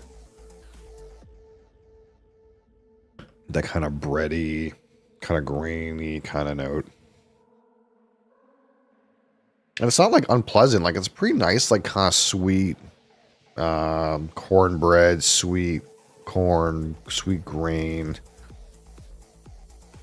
kind of aroma. With again, just maybe like a touch of like bitter red berry. You almost might go as to say it's like kind of close to like a lemon cornbread too. There's maybe just something hinting at a citrus. But that's as much of a projection as I can make. It's a bit of a stretch. Not terribly like spicy at all. You don't really get those deeper sweetnesses. There's not much of a like overt fruity note either. Like even for a young whiskey, it's not terribly fruity. Just that like maybe subtle bitter red berry component.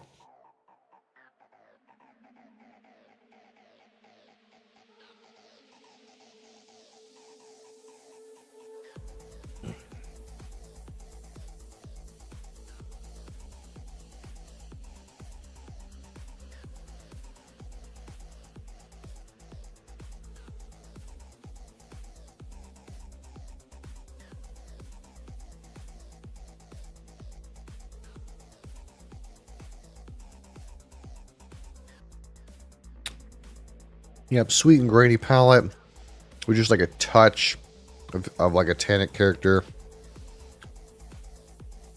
Spike some spice on the finish. Sweet grains, slight tannins, some oak. It feels like, even from the first sip, it feels solved. Like I'm waiting for it to try to present me with something, but it feels very solved. Like I don't have much to learn from it, even trying to give it as much time as I can, but feel like there's just really not that much to it.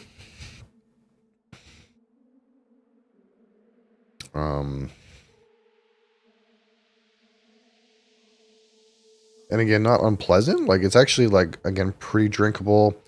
Some nice, pleasant, sweet characters. But maybe, like, slightly elementary for my preference. And again, I feel like it's like one of those things where it's so similar to, like, that corn whiskey kind of flavor profile that I feel like probably, again, you could get a predominantly corn-based Canadian whiskey and have it taste very similar. It's very similar to that.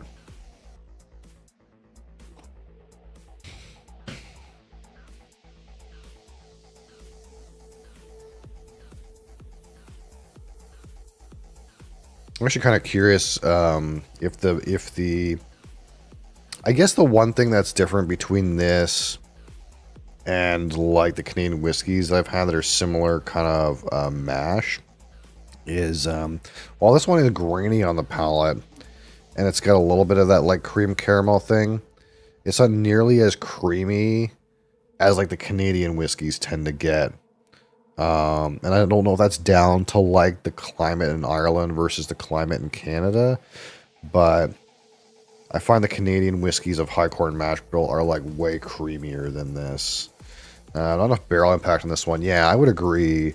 The barrel's too subtle, either because the barrel was not that good of a barrel to begin with. It doesn't necessarily say it's not a first fill Cabernet Sauvignon, I suppose. But I can't imagine Cabernet Sauvignon wine casks are frequently reused, I would think. And it may be just down to, again, the grain whiskey didn't take to the wine cask that well, or maybe it needed more years. Again, 5 to 6 years is not the longest, especially for Irish climate, I suppose. Or it could be that the barrel didn't have much to give. Whatever it is, it feels like the barrel impact is way too low on this one. And it's come across way too grainy. And it could be something like, hey, the grain whiskey was just overpowering what that barrel had to give. I don't know, but definitely a like distillate driven whiskey. And again, not super unpleasant, but it's almost like it feels like a single grain whiskey that was matured not that long, almost in like a neutral cask, like a refill ex bourbon or something like that. It doesn't have the same level of maybe vanilla character you might expect out of an ex bourbon barrel, but like a really tired neutral ex bourbon barrel. Like, it kind of feels almost like that. There's just some whispers of the red wine thing. It's like, oh, I went looking for red wine because it said Cabernet Sauvignon on the front. And I found it in, like, the dregs, like, in the, like, echoes. Not really up front.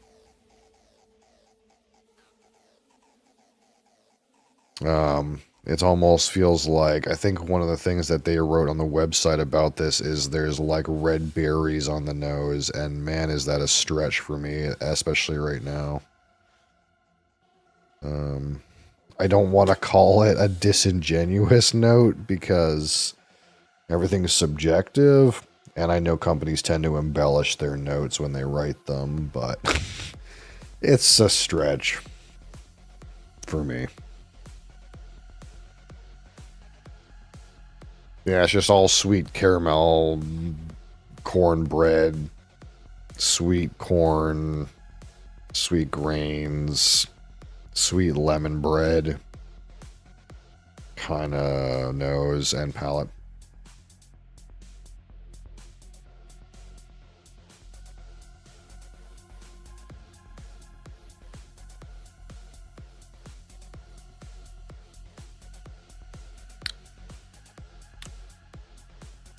But I probably, like I would say again, if I blinded this whiskey, I think I would assume it's a Canadian whiskey. I really would. It's very similar.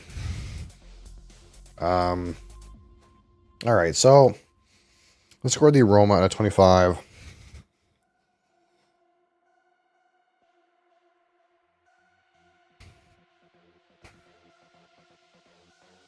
Which again, it's kind of just a whole bunch of sweet notes, maybe slight bitter red berry in the echoes, maybe slight lemon citrus in the echoes. The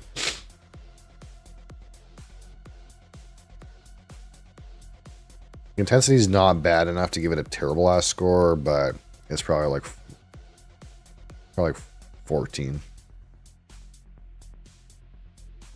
There's just not a lot going on here. All right, so let's focus on the palate. Which again, I'll try to see if I can get something that's not sweet cream, caramel, corn, distillate, corn grain kind of note. That's pretty much what I'm looking for. Something that's not that. I can't even feel like I get a spice until the finish. Like,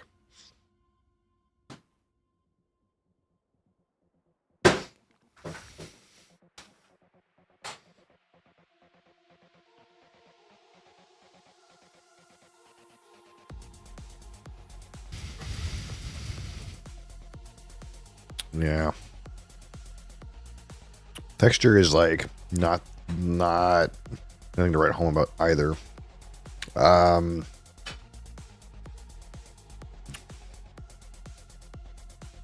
having a hard time, like, here's where I'm struggling. I'm trying to decide if what I'm experiencing is really consistent with multiple notes. I feel like it's one note. I feel like I can say multiple things about it or describe it in multiple ways, but feels pretty one note on the palate. It's just got a little whisper of a tannic thing, like barely.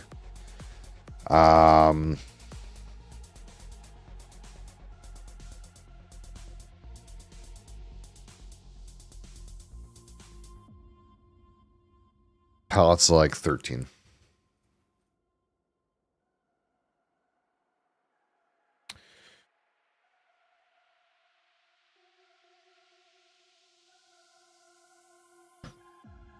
Finish might be a little better. There's a little bit of a transition there. Even though it's not really like as long as I would like.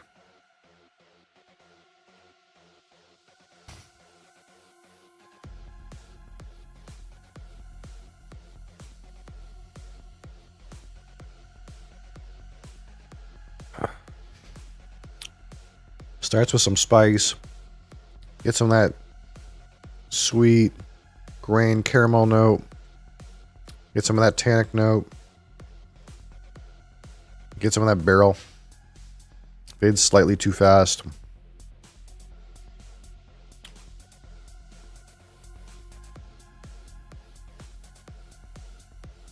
$15.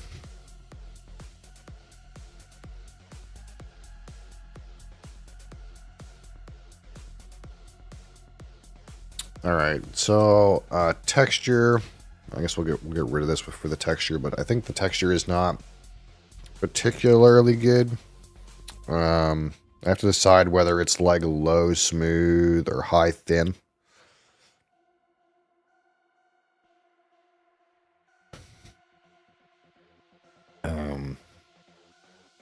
Again, it is 46% alcohol, but you know, it doesn't seem like super watery necessarily, but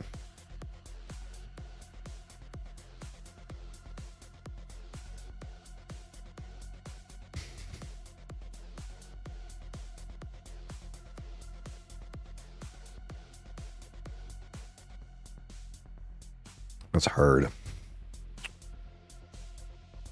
I'll give it a 4. I don't want to like super debate one point. It's like a 3 or a 4. We'll call it a 4. We'll give it its point.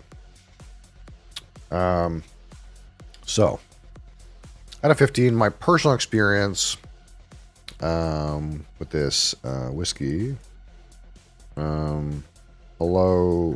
user. Unfortunately, we are not going to talk about political things in our broadcast, so I'll see you tomorrow. No politics, please. Thank you. We're talking about whiskey, not politics. Need to stand united for whiskey. Yeah.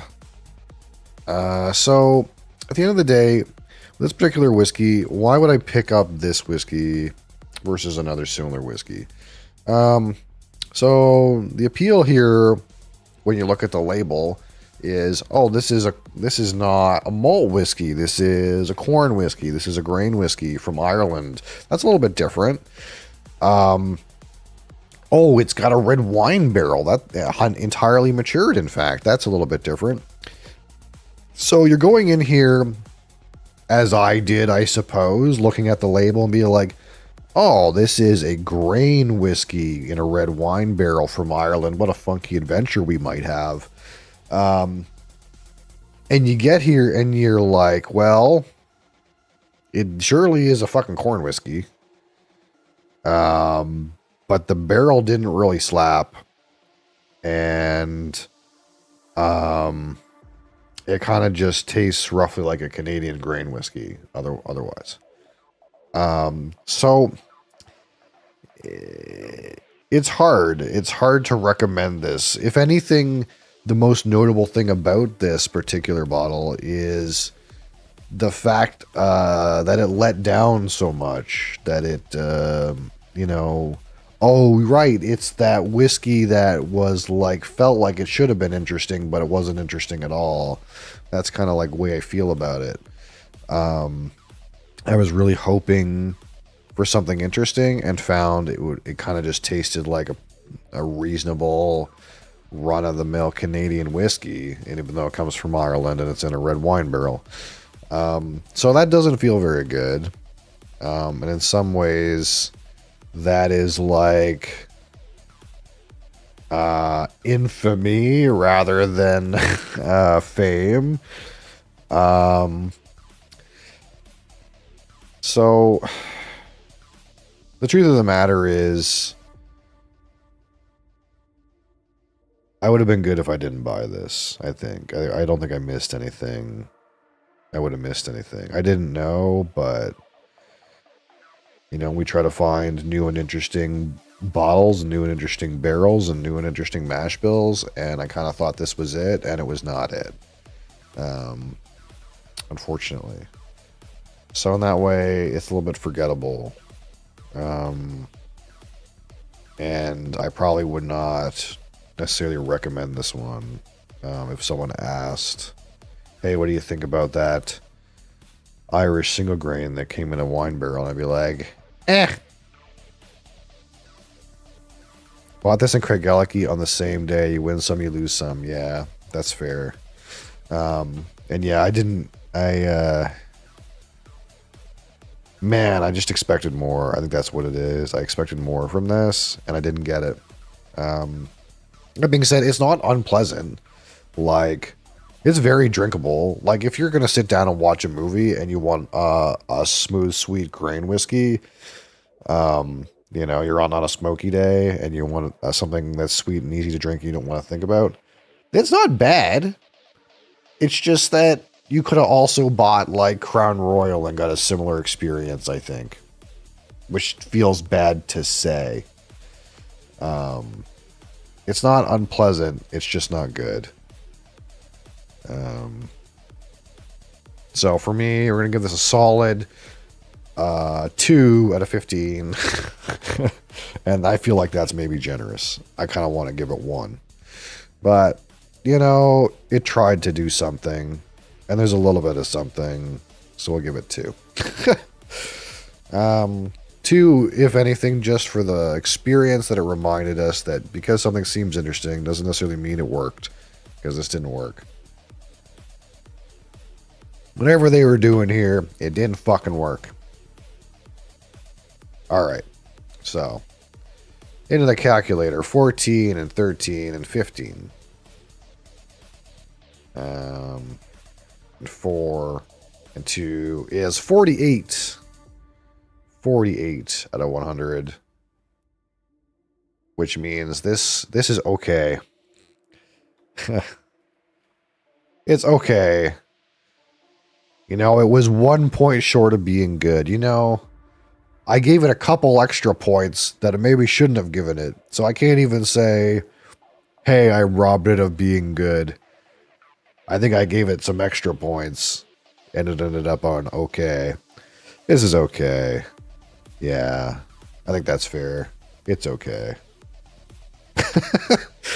It's just okay. Yeah. Dang, you know. That's really all I have to say, I think, about this one. It's okay. Like, it's not bad.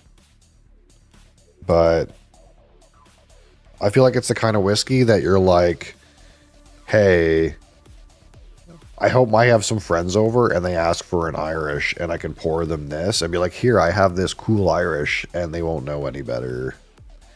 And we'll get rid of it that way. Because I feel like the experience this is giving me, I might as well drink some of that fucking Pike Creek rum barrel and I'll get the same experience. You know? That's the sad truth of it. I might as well drink some of that Pike Creek Canadian rum barrel.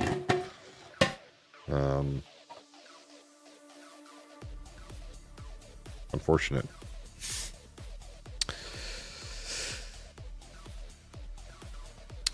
And if I'm being honest, at this point, you know, I'm waiting for the tealing that impresses me a little bit. This is my second tealing. The other tealing was okay.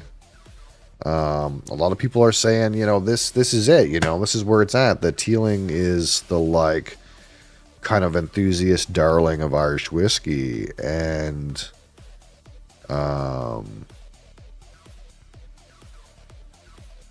at this point, I'm mildly discouraged from trying more bottles that come from them, because it's like, it's not been it, you know, it's not really been it for me. And I guess it all comes down to subjective opinion, I suppose, but, you know, this one's not it. The other one was okay. What did I rate the single malt? Now, to be fair, the single malt was a fairly old bottle, but still, the single malt was kind of like, okay, you know. Where did I put that? Tealing, a single malt. 56 out of 100. Yeah. Yeah, you know. For the price? I don't know. Because they charge a little bit of a premium on these, I think. Because they're, you know, they're not a giant brand. Heading out. All right, you have a great weekend, Mr. Bee's Knees. Yeah, we're right at 1 o'clock. And yeah, tomorrow, again, we'll pop on around noontime, and we'll probably play some more Sea of Stars or something like that. Probably won't do an energy drink tomorrow. I'll probably do the energy drinks on the weekdays, I think.